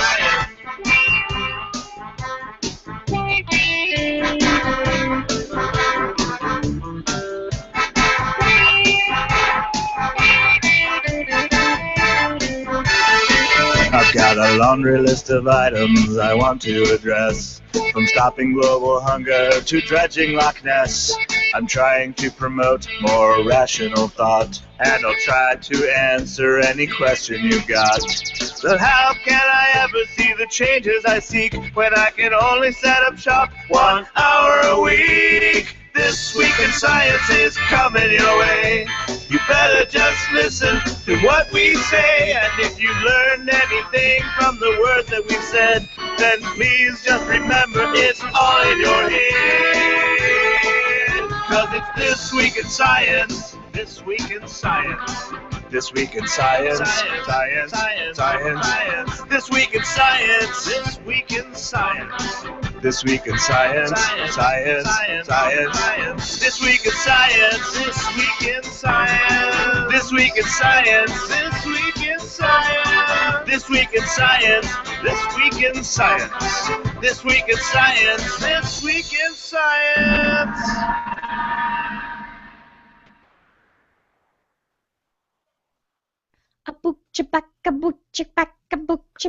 And I wanted to say thank you to Tony Steele for this amazing image from last week from our 500th episode. Tony Steele, the bomb diggity. Doop, doop, doop, doop, doop. Scotty 12G, I'm not going to tell you. You have to listen next week. Duh. Oh, to the story. Yeah. Wait, what is that? Oh, a subreddit. I want a subreddit. Should we have a subreddit? Would we ever use it? I use don't Reddit. know how to Reddit. I go on Reddit every once in a while. I post TWIS every once in a while to the science section. Not a regular. Every once in a while I post comments because I'm in the science section. I might as well post a comment. So I have posted comments before. TWIS subreddit might be fun. But I wonder, Iowa Minion, why not? I mean, of course, we could have a TWIS subreddit. We also have a Facebook page that's Science with a Twist, where people post stories. There's also the Google Plus community, where people post stories and talk about stuff. There's this chat room for the show. I don't know. Do you think having a subreddit would be a good thing? Would that be good? Yeah, I only have one comment on this though. There are still, as last I counted, only 3 of us running this show together. There are only 3 of us. Yes. And some of us don't even use Twitter. And what? I'm not even pointing any fingers. And not Wait, gonna do that. I missed the comment. What did you say? I said some of us don't even use Twitter. Well, you know, I use as much as I can get my hands on these days of the social media. Most of my social media is involved in changing diapers right now. This is where my social media How is that social media? is going. The medium I'm working in is dirty diapers. I know how that goes. Yeah. I know. So I'm like all for us doing more things though. So if there's a place when I'm looking for stories that I could just quick post them to, I don't see why I wouldn't. That seems like that would be a fun, easy thing to do. It's just having Sorry, go ahead. I mean, it's just like this has sort of been talked about, like doing. I found my valentine for all of you. I'm not talking about like a Facebook page either. I'm talking about like if we had like this is the site you go to see. And Facebook, I don't know why not Facebook. Facebook is better website we would build and develop. We have a Facebook page. We have I don't have a password to it. I don't know how to get into the thing. I could share it with you. Yeah, that That I could could help. make you a manager if you use Facebook, which you do. I do. The only thing is, I could never comment on it because I always get annoyed when you become a man. When somebody makes you an administrator of a page, and then you're like, "Oh, I like what you posted." Only then it's the page liking the fact that it posted something earlier, and it gets No, all you can actually bipolar. choose to be an administrator or like be posting as an administrator or as the page or not, I think. So. Okay, so maybe I don't need to be an administrator. I just need to figure out how to post just directly to that page, which actually wouldn't be that We're hard. going to do this right now. I'm going to go to the This Week in Science page. What are you doing? And let's see. I'm going to the This Week in Science page. Uh-huh. And let's see. Aw. You like my Valentine? Happy Valentine's. I like that spider. This is what everyone that I know is getting if I can print them tomorrow. Nice. I haven't passed out Valentine's, I think, since like 5th grade, and I'm going to do it this year with this. So Blair, From the Golden Gate National Park. so I took the Huh? kids to the zoo the other day. I saw on the Facebook. And I wish I was like more of a videographer because there were two cool things that happened. Yeah. One, baby lions. Baby lions Nice. are there. They're totally And cute. cubs are good. Yeah, baby cubs running around playing. One's like way more adventurous. He's coming up and like staring at people. He's like, "What are all those people doing over there?" Or it's like humans or something. I don't know. Some funky looking apes. The others are all like kind of skittish and scared. Oh, there were three things really. One was I got the kookaburra to sing. Mm-hmm. Oh, you got it to sing? How? Yeah, because I just do a bad version of a kookaburra, and then it's like, that's not how it's done. So I go up and I'm like, So you're one of those people that makes the sound at the animals? and then it's like, no, here's how you do it. And then it did its kookaburra song. And then the other was the snow leopard. Love The kookaburras. snow leopard looked like he was playing. He climbed up in a tree and went to like this high It's definitely playing. outcropping thing. And he was just sort of biting on twigs and stuff, getting his way up there. And he just looked like he was like goofing off, which he normally doesn't. Normally the snow leopard is just sleeping. This is what it seems to do almost every time I've been to the zoo. But this time he was active. He was like going around, checking out the enclosure. But he went up top on this high outcrop thing. And unlike most big cats, he's got places to climb and stuff up on the back wall and the side walls even. And he's the only big cat, I think, that's got the top enclosure as well. There's like a mesh metal net over the top of the enclosure. Mm-hmm. And he's over at the very edge of it, and he's reaching up, and he's trying to pull the netting out of the wall. He's like, he's got it figured out. This is the only way. I've got it narrowed down to the connection of the net to the wall, and if I can just get that clear, I'm out of here. Hmm. And my daughter was kind of convinced. She was like, I think he's got it figured out, Papa. I think he's going to... Where would he come out? And it's like, well, he'll just be up there at first. So I think she got a little nervous, actually. That Understandable. Yeah. What time of day was I there? Good question. Well, I was there in the morning, but that's the time I'm always there. I'm always there. It's always mornings, right after zoo opening. So it was a little unusual for the snow leopard to be active. I don't think so. Not if it was right after the zoo opened, because the zookeepers do all sorts of stuff for the hour before the zoo opens. So that's when they're going to be the most active, is in the morning, right after someone's come, fed them, cleaned their stuff, put out new toys. That's when they're going to be the most active, always. You would think, but every time the snow leopard is usually just lounging. He's out for the first time, I guess, in the day, so he's sunning himself a bit. He's taking a nice nap out there. That's usually what he does.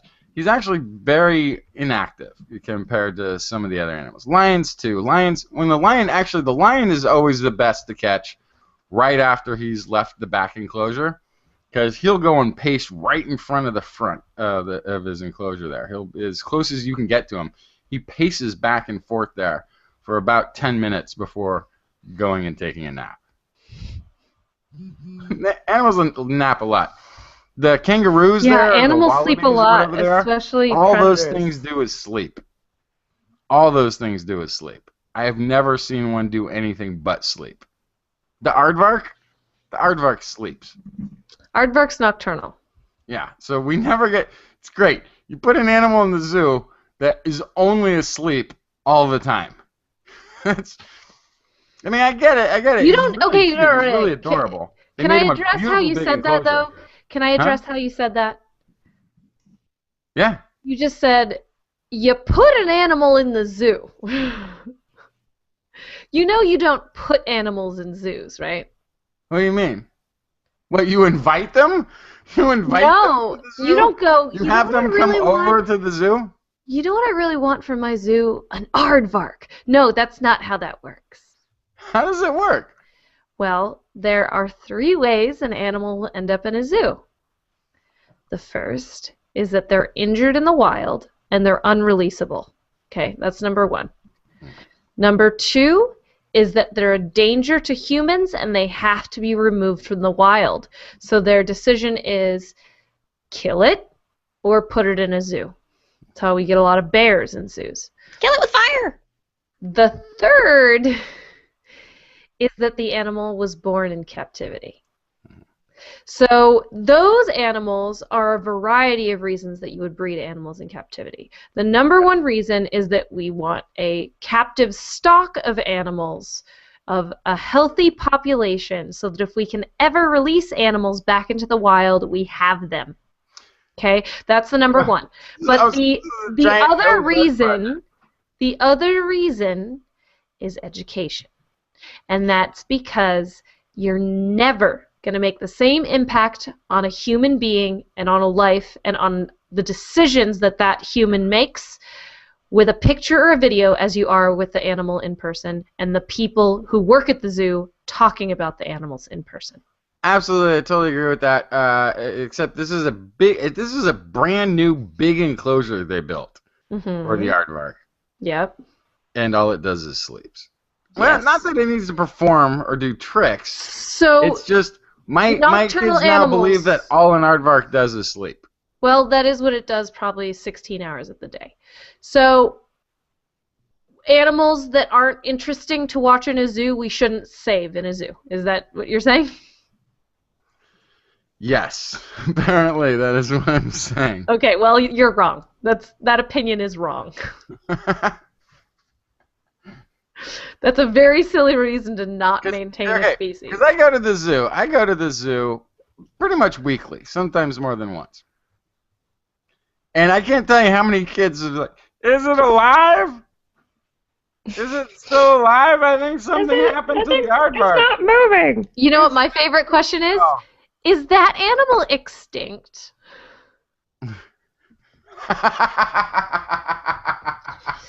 Yeah. I haven't heard that yet, but that'd be hilarious. No, I get it all the time. All the time. Is that animal extinct? Oh, yeah. Totally. Yep. It's a hologram. My daughter almost ran over a boa. Like I don't know how many feet long it was. Why was it where she could run on it? Well, because they have this big lawn that they take. Like there was a tortoise out there. There was a boa. And there was a couple of... There's usually like a skink or some other reptiles out there. Oh, we got to meet the... Was it an armadillo? I think we got to meet an armadillo out there once. But yeah, some of the... What are they called? The caretaker people? Not the zookeepers, but the docents or something? Sure. Whatever they are. They're out there with the animals, and they're informed about them. Sometimes there's an owl, or maybe it's birds or whatever. But they've got it. But then the kids get to come up close and they talk about them and stuff. And so one of my daughters is over there petting the boa, away from the head, and then my other daughter is running to my youngest daughter is running to the older daughter who's standing on one side of the boa, petting the backside of it, and it doesn't even see the snake in the ground, and it's like running directly to her sister. And I had to go and intervene because she was about to trample the boa. But it was fun. The zoo was fun. The zoo was always fun. Okay, so rather than type a bunch, I'm just going to say, so there's a discussion in the chat room about whether the genetic stock of animals in zoos is actually helpful. Now, what a lot of people don't realize is that zoos have an intense network all of the zoos in the entire world have an intense network. They have stud books. They have all the stuff about the genetics of every single individual within a population. And so every generation of breeding that they do is very specifically picked and orchestrated so that they have the most genetically diverse population possible. And in fact, there have been populations that we have maintained and grown from the brink of extinction thanks to captive animals.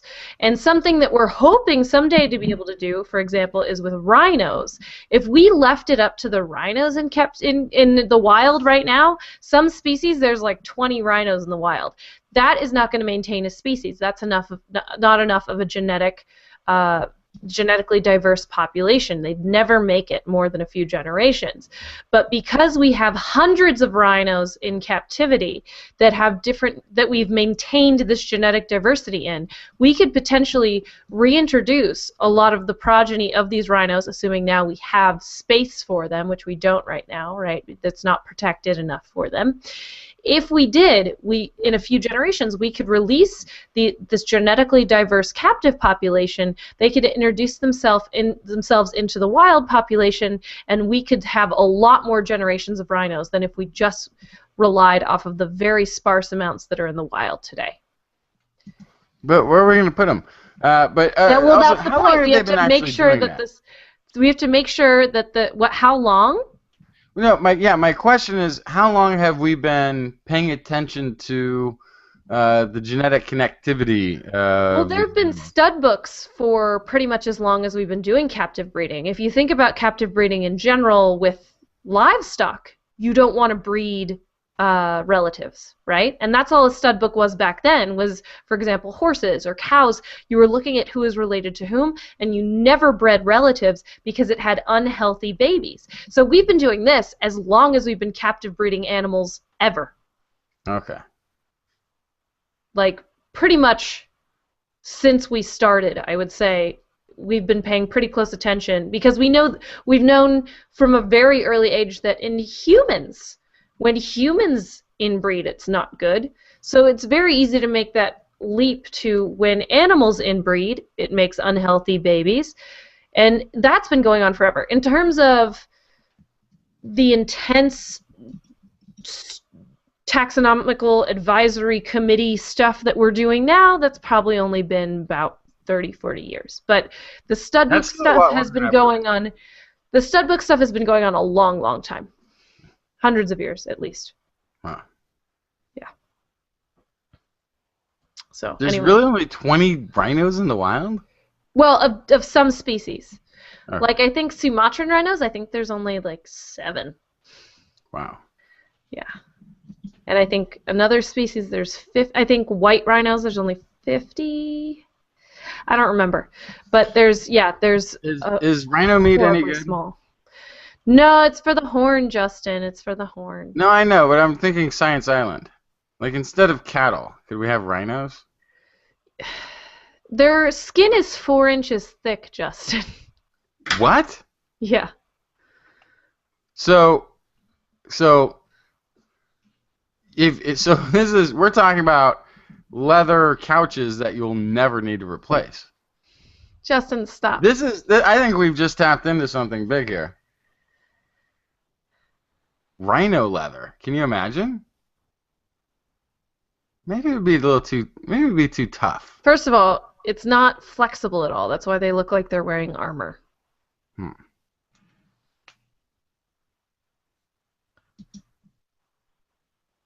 Okay, we'll have to think on this one a little bit further.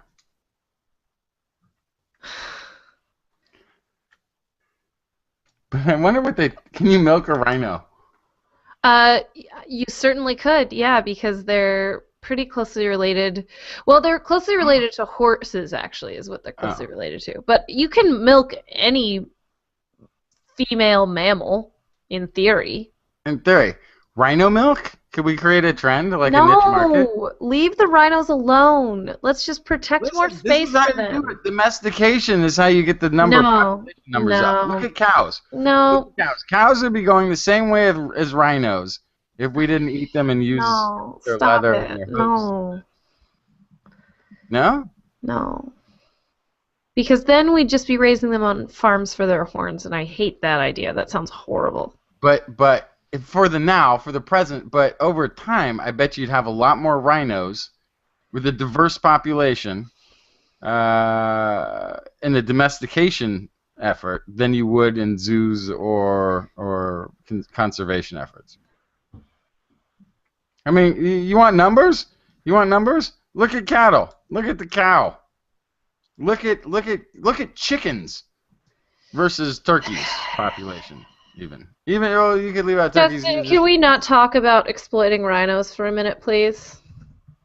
Exploiting? Why are you pushing all Blair's buttons right now? It's Twistentine's Day.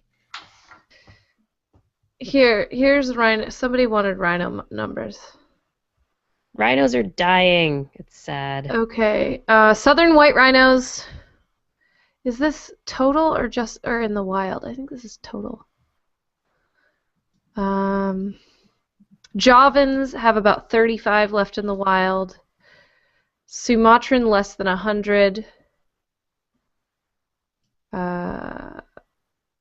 Asian greater one-horned rhinos 3,000. Eastern black rhino 800. Northern white rhino 6. Yeah. And there are more cows in the United States than there are people. All right, we're stopping this. All right, can we talk about this awesome conference that we're going to go to?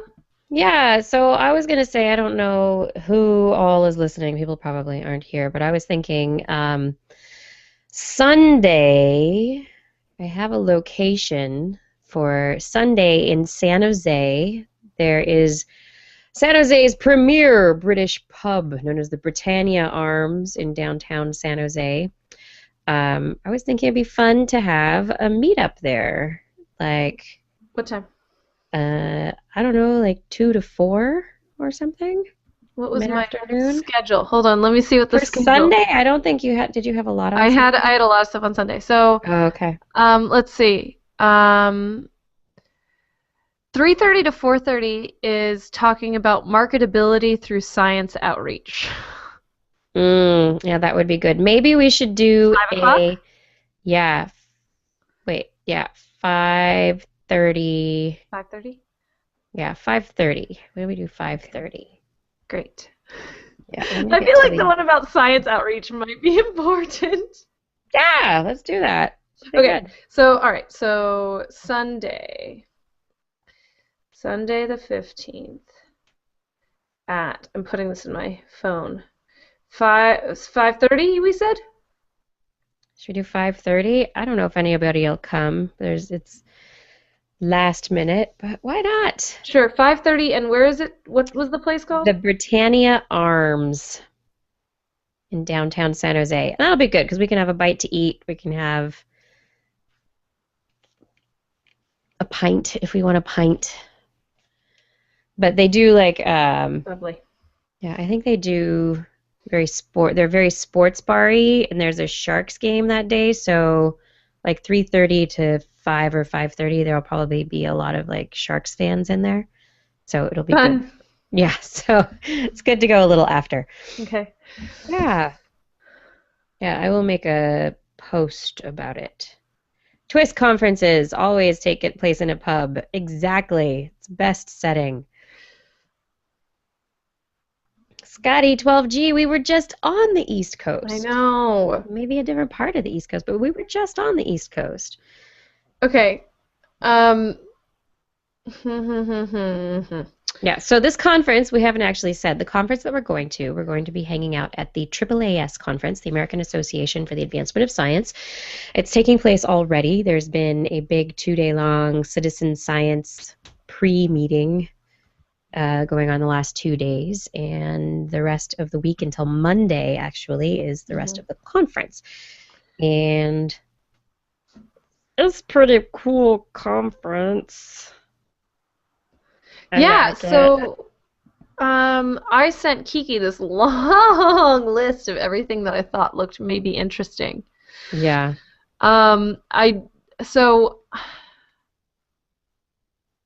I don't know. We can talk about this offline too. I don't know. It's up to you. Yeah, and you can go, like, if you want to go to things you want to go to, Okay. and whatever, And yeah. so you're trying to register for us tomorrow when you go? Yeah, I'm gonna see the ins and outs of registering, so. So they might not even let us in. Right, so that's what I have to find out, whether we can all get in. Okay. So And you're because we're not going in the registered yet, so we need Okay. to register as media on site, and so that's, I don't know if you guys are gonna have to do it for yourselves, or if I can, Okay.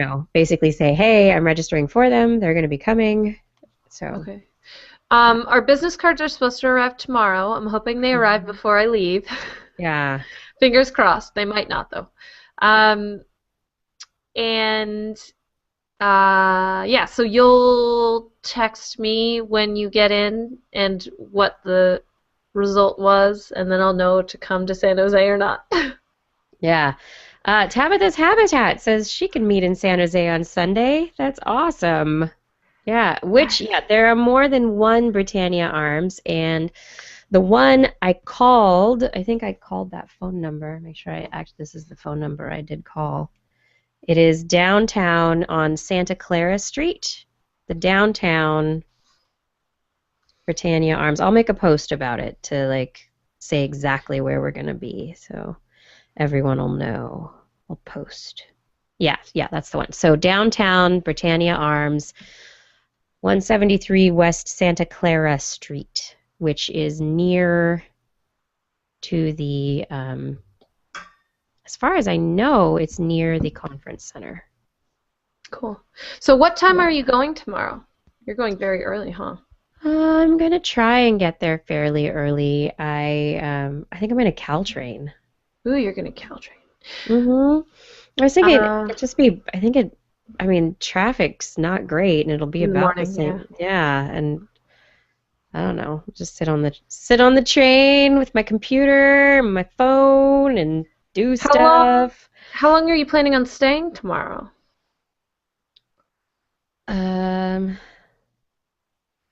Let's see. Tomorrow. I'm gonna stay either till 4 or 7:30, depending on what I want to do. Exactly. I think I'm gonna stay until actually like 8 or 8:30, like after the president's reception. Oh, I'm the gonna do that. reception. Yeah.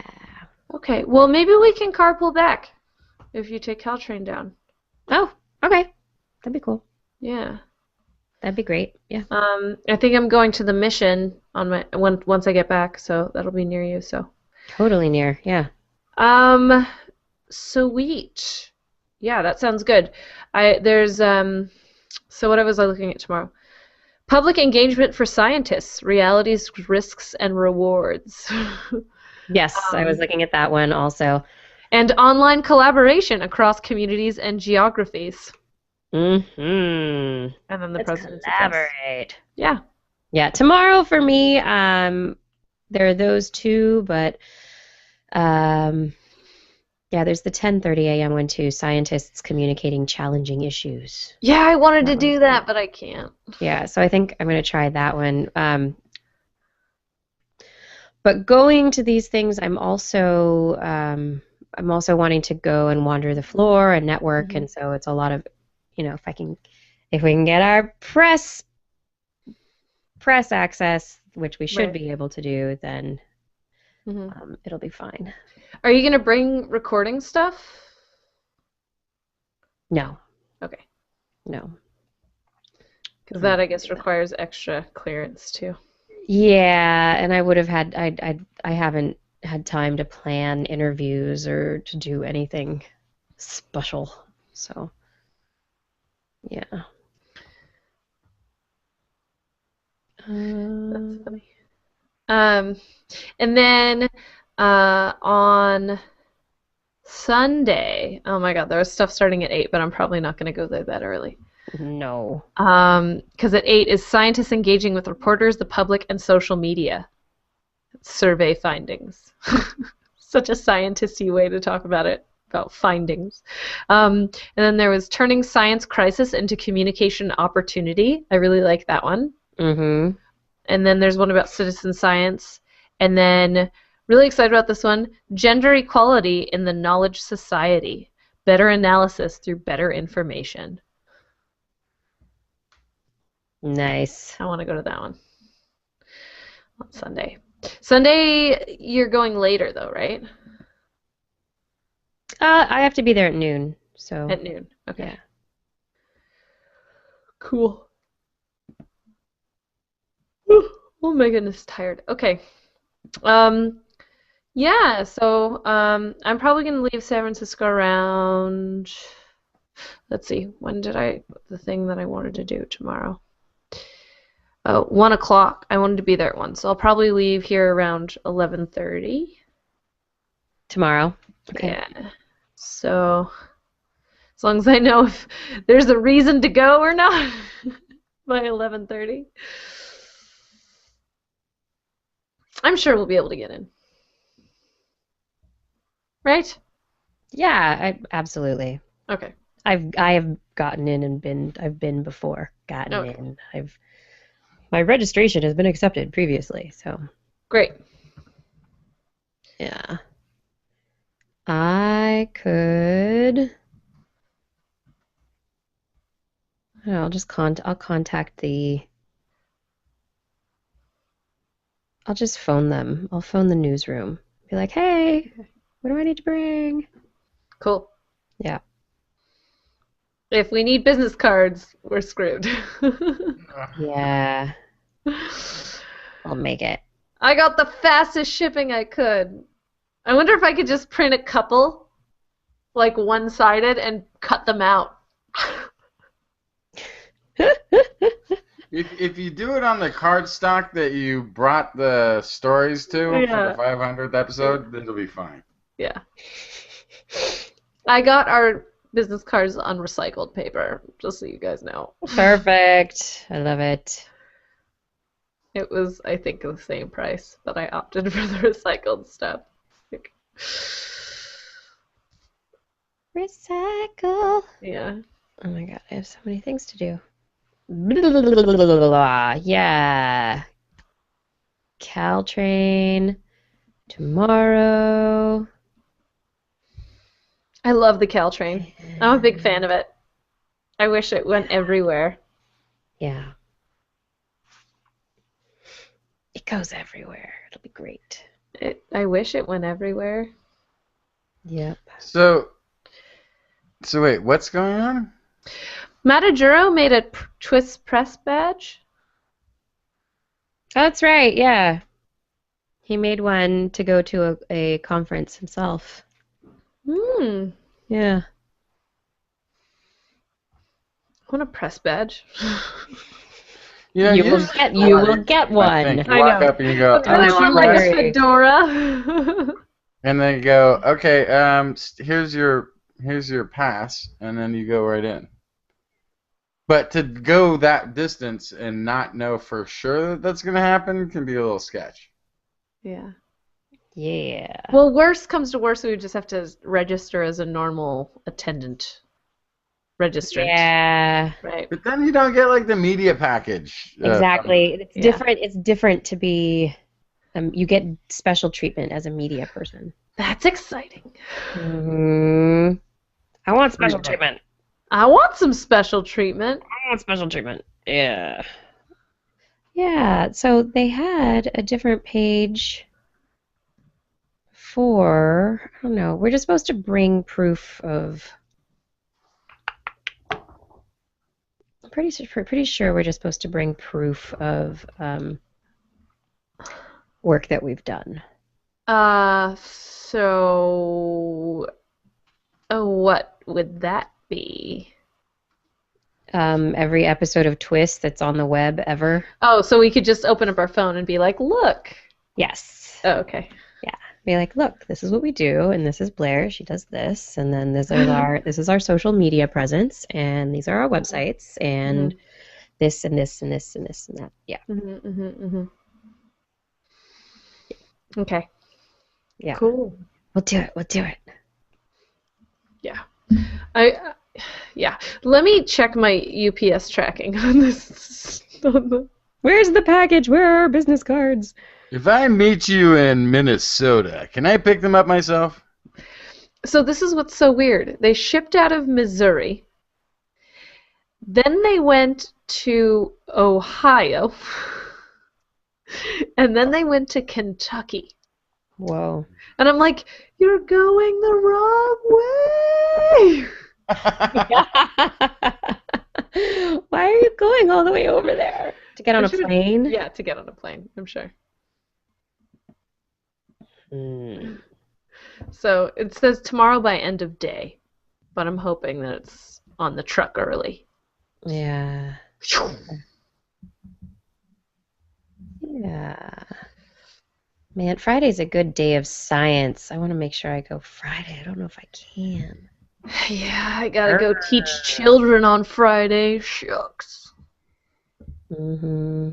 Gotta teach some kindergartners on Friday. Oh, yeah. Manager's got a good point. If we had TWIS tats, we TWIS wouldn't need tattoos, cards. huh? Just be like, There you yeah, go. this Business is tats. Let Okay. it go. Let it This go, is Justin. the show's website. And hang on, don't move. Let me show you my email address. It can be a whole thing we show them instead of a card. But what is this thing again? Is it TWIS? What is going on? Oh boy. So there's this whole conference Uh-huh. related to communicating science to the public. It's Ooh. TWIS. Hey, that's something they might want to Yeah. So I'm gonna spread the word that we are having a meetup on Sunday at the Britannia Arms. So you don't necessarily have to go to the conference, Mhm. but we are going to have a meetup near the conference center, and if people want to come, they can. So here's the thing, Kirsten. And then they'll Here's come the thing. over. Here's the thing. Yeah. So, as we have determined by shrewd mathematical calculations of the available data, there likely isn't another human being on the planet who hasn't delivered more science stories to the public on an individual basis than yourself. Correct. I don't know about that. Yeah. The fact that they haven't asked you to MC this event or give them some guidance, it tells me at least on one level that they haven't figured out that the internet is important to mass communication. No, they talk about it a lot in the conference. There's a lot of stuff about the internet. Not as much as there should be. You're right, but But they maybe haven't been looking some. for what's being communicated because it. Yeah. But I think also, there was stuff about like scientists communicating with the press and stuff, which is, in a weird way, is us, right? So Exactly. it's fun. I kind of want to go to that one to be like, ooh, right here. Yep, me. All you scientists, come see me. Yep, here. Yeah. Right Talk to me. You get a card, and you get a card, and you get a card. And you get a card. Mm-hmm. Yeah. There is a lot going on. Man. Choosing a day to go. I liked Thursday and Sunday. They actually worked out really well for the stuff that I care about. The only thing I didn't know was, what was it? There was the business meetings. What is a business meeting at this thing? Oh, it's AAAS committee meetings and business meetings. It's not anything that you would go to. It's like Okay. if you're a member of the association. Okay. Because You there's can a go to the business business meeting It's for a non- biological sciences on Saturday, and I was like, ooh. Yeah, no, it's business. All right. So it's like because it's a nonprofit, they have to have these meetings, and Oh, I see. Okay, yep. That makes sense. why not have them at the conference? Yeah, the annual conference. Is there an officially sanctioned TWIS tattoo motif? Yes. Yes, there is. You have It's to get temporary tattoos. yeah, I actually have a hookup for that. I know who we can order them from. But I would do Yeah. it just The black. the I one have the black and white. I can do. I just have a black and yeah. white. Yeah. Or there used I don't know why this is in my brain as a thing, but where it's this twist like in my corner here, superimposed on top of the atom. I don't know why Mm-hmm. that's in my brain. Is that somewhere? That's Yes. somewhere, right? Maybe it's rather old. Yes. I'm trying to think where I've seen that before. You guys know what I'm talking about. Minions. Yep. No, Can no you idea. find it? Yeah, it's old. It would be good. Oh, but your dad did one. Yeah. Your dad made one that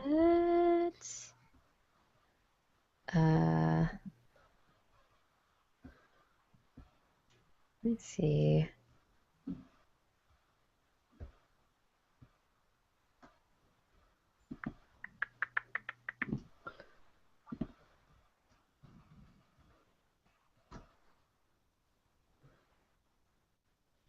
No, where did it go? I swear he sent me images. No, that's not the one.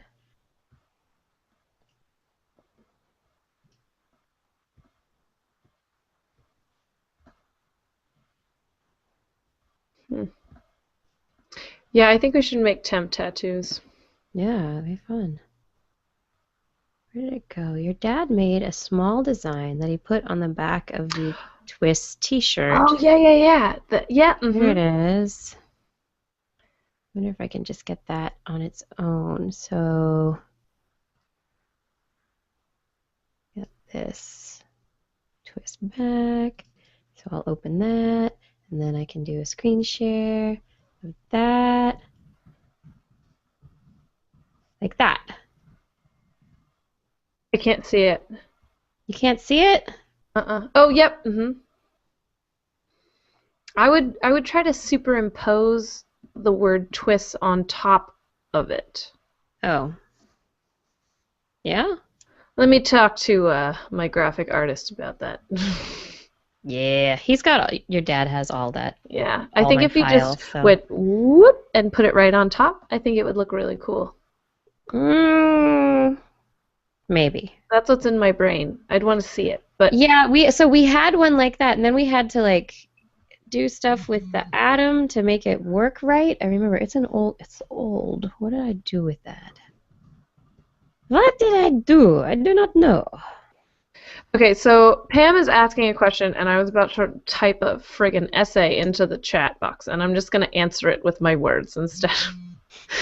So it's about zoos. So she's asking that she wasn't going to go to the zoo with her Valentine and her daughter because she doesn't believe in locking up animals. But her question is, did they lock up animals purely for education, or is it a bonus since they have to be saved and the education pays for saving them, like elephant rides in Sri Lanka? Okay, so a few things. So first of all, I take issue with the phrase locked up because every single animal you see in a zoo, every single one, if it's an accredited institution, every single one would be dead if it wasn't there. And so many people don't understand that, is that those animals cannot survive in the wild by themselves. They're not animals that I could drop in Africa tomorrow and they would be able to fend for themselves. When we talk about reintroducing animals, it's actually a very intense process where you stepwise take all of the instincts that they've lost, you put them back in. You have to make sure they don't expect things from humans. You have to make sure that they're not used to humans. So you have to get rid of all that. So if you took any animal that's in a zoo today and you dropped them in the wild, they would die. And lots of people don't understand that. They think that these animals are being held against their will, that they'd be better off out in the wild. Those animals are there. That is the only way they can survive. Now the question is, do you want to produce animals that could only survive in a zoo? Because that's what we do right now. And yes, education is a huge goal. And the idea is through education, you will inspire conservation that will then help grow the natural areas so that we can then release animals into the wild when we are ready to do that. But the bottom line is they're there for education so that people will give a crap about those animals and the wild places and wild things, so that those animals will have a reason to go back out there. Not those specific animals, but their babies that have been raised not around humans, all that kind of stuff. So it's this very complicated thing where, first of all, the animals cannot be released. Second of all, animals no longer are exploited for things like rides or to do tricks in accredited institutions. The things that you might see, quote unquote, as tricks are actually behaviors that help the people who take care of them take better care of them. You see a polar bear or a grizzly bear stand up on their hind legs and wave. You think it's super cute. That actually serves a very distinct purpose. They're checking out that animal's belly. They're making sure, they're teaching the animal to show us their belly so that we don't have to knock them out to check them out. So everything we teach these animals to do is for a specific reason related to their health. And then also the education is integral to us making any difference. You guys know that. That's why you watch this show, is because you believe in science education. That's what it's about, is about fostering a sense of caring for the animals and the places that they live. And the best way to get that done is with the stuff right in front of you, with the people who work with them, who know the most about them and know how to communicate about them. So that's why I feel like zoos are totally misrepresented. People see them as places where the animals are trapped. That's not the case. They weren't pulled out of India yesterday and then now they're stuck in a cage. They are also monitored super closely for stress, for boredom, for pain, for any of those things, and the people who take care of them are so well trained to look for all of that stuff and know how to fix it the second it shows up. Those animals are not upset. In fact, a lot of people see animals, they think they're sad. Really, what they're exhibiting is rest, and that actually means the exact opposite. They're calm, they're content. I'm going to stop now. That was a rant. Nice one. I'm not trying to rant. I'm trying to succinctly. Then you failed miserably. I'm trying to succinctly explain without emotion, which I realize I sounded like. I care a lot about this, obviously, but You're passionate. It's good. I'm trying to not like sensationalize anything. I'm trying to very matter-of-factly say like this is the reality of the situation. Yeah, and the alternative reality, instead of zoos, we have taxidermied museums. Right? So just weigh that. We'd have taxidermy museums with all the animals you see at a zoo, but they're dead and stuffed. Not doing cute tricks for us. Which isn't necessarily all bad either, because museums do have taxidermied animals. But it is a different experience, I think. Definitely going in there and seeing the baby lion cubs was, my kids dug that. So. Yeah. And as far as marine mammals go, I know they're kind of a sticky topic. People are talking about that in the chat room. And if you go to a place and you feel like animals are being exploited to do tricks in a way you don't appreciate, don't give them your patronage. Give your patronage to places that are, doing it right. 100% are focused on conservation. If you really found a problem with that, and there's, we're at a point in time right now where we have to start making decisions about if we should keep certain animals in captivity or not. And it's very hard because it's kind of a slippery slope. So, like rhinos, yes. Keep them in zoos because they're dying. And largely my beef with SeaWorld wasn't even the captivity of the orcas, but it was more of like an OSHA thing with the throwing trainers who didn't seem to really be that educated about the history of the animals they were getting into the water with. That to me was, if you look at the film Blackfish, I mean, some people took it as a captivity thing, I didn't. My takeaway was an exploitation of the trainers who did not know the history of the animals and the danger that they were getting themselves involved in. To me, that was the takeaway. Not the captivity of the animal as much as the disregard for the life of the trainers and animal handlers.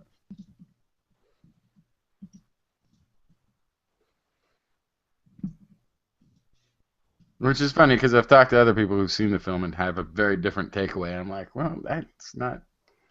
I don't think that was the main focus of the film, really. If you delve into it, it was about the death of a trainer and past trainers by the same animal. By the same animal. Mm-hmm. Yeah. And how little regard for the lives of those workers the company had. That was the real imprint to me. I think what was funny recently, The Onion had an ad, or not an ad, they had an article that they put out that was a funny joke. It was like, corporation tries a completely new strategy, valuing its employees. And then my favorite part was the last line of that. I loved that article. Said, extensive research found it would cost about $2,500 annually, so they scrapped the plans. What? Oh, dear. Uh-huh. Priorities. Prioritize. Ha, Scientific Scott, you're hilarious. If you're into taxidermy, you're a bunch of stiffs. Wah, wah. As I sit here pre-scheduling future episodes of TWIS, I try and get things done as efficiently as possible. I know you guys will rant about something, so.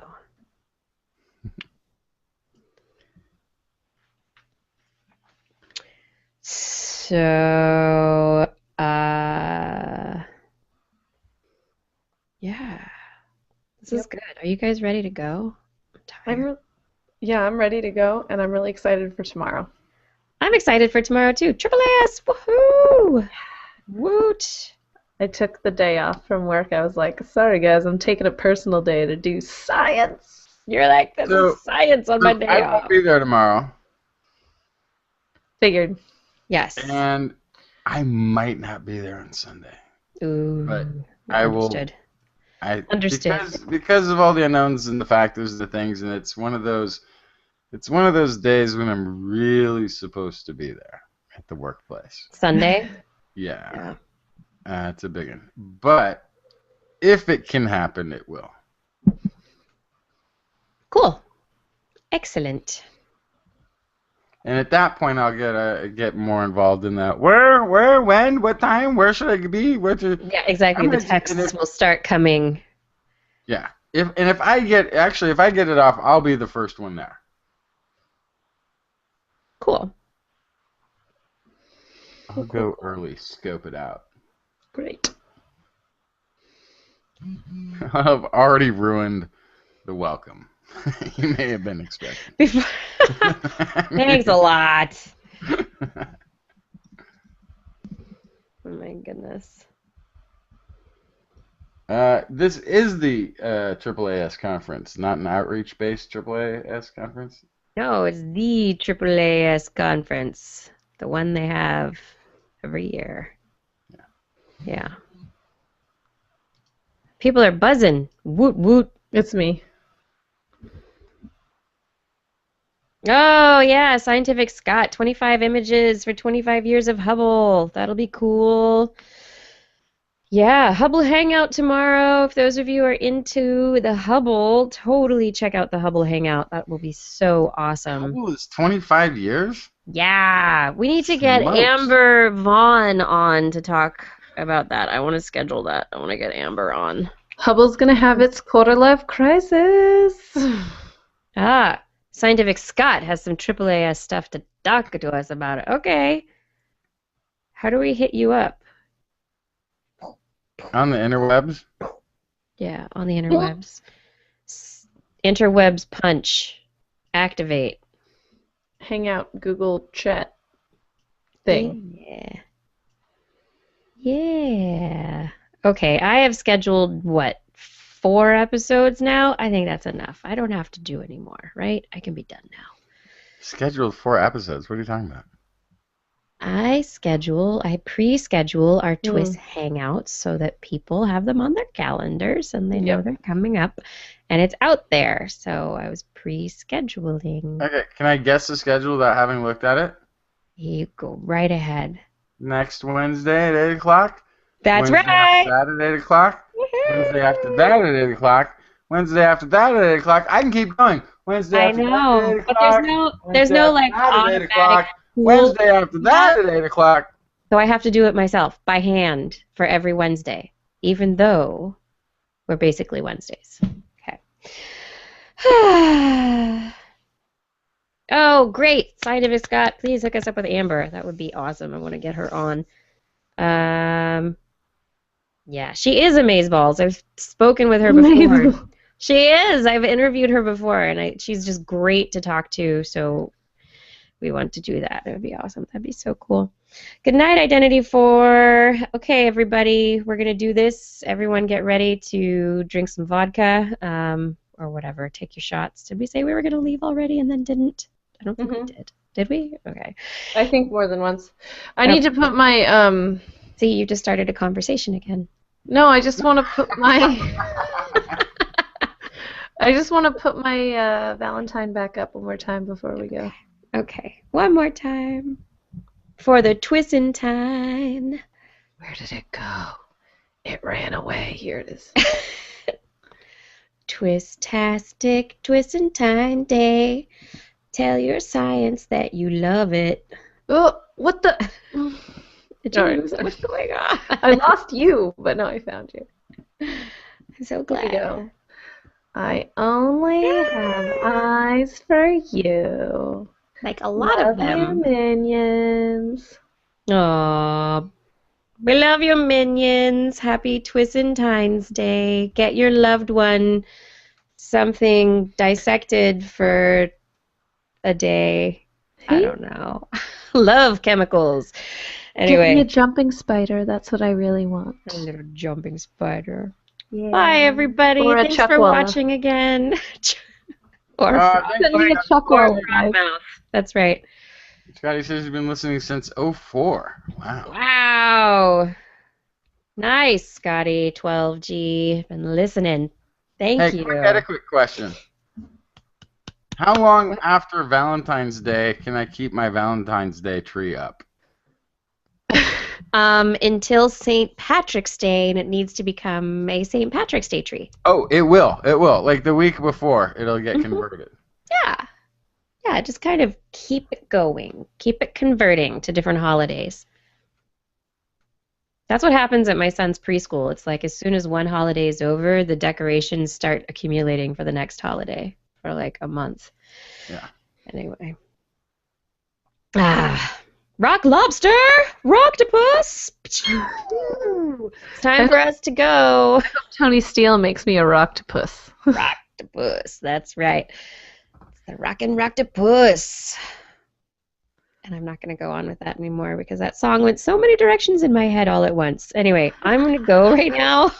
Bye, everyone. Thanks for watching, everyone. This is This Week in Science. If you can make it to San Jose on Sunday, 5:30, I'll put a post know up. the way to San Jose.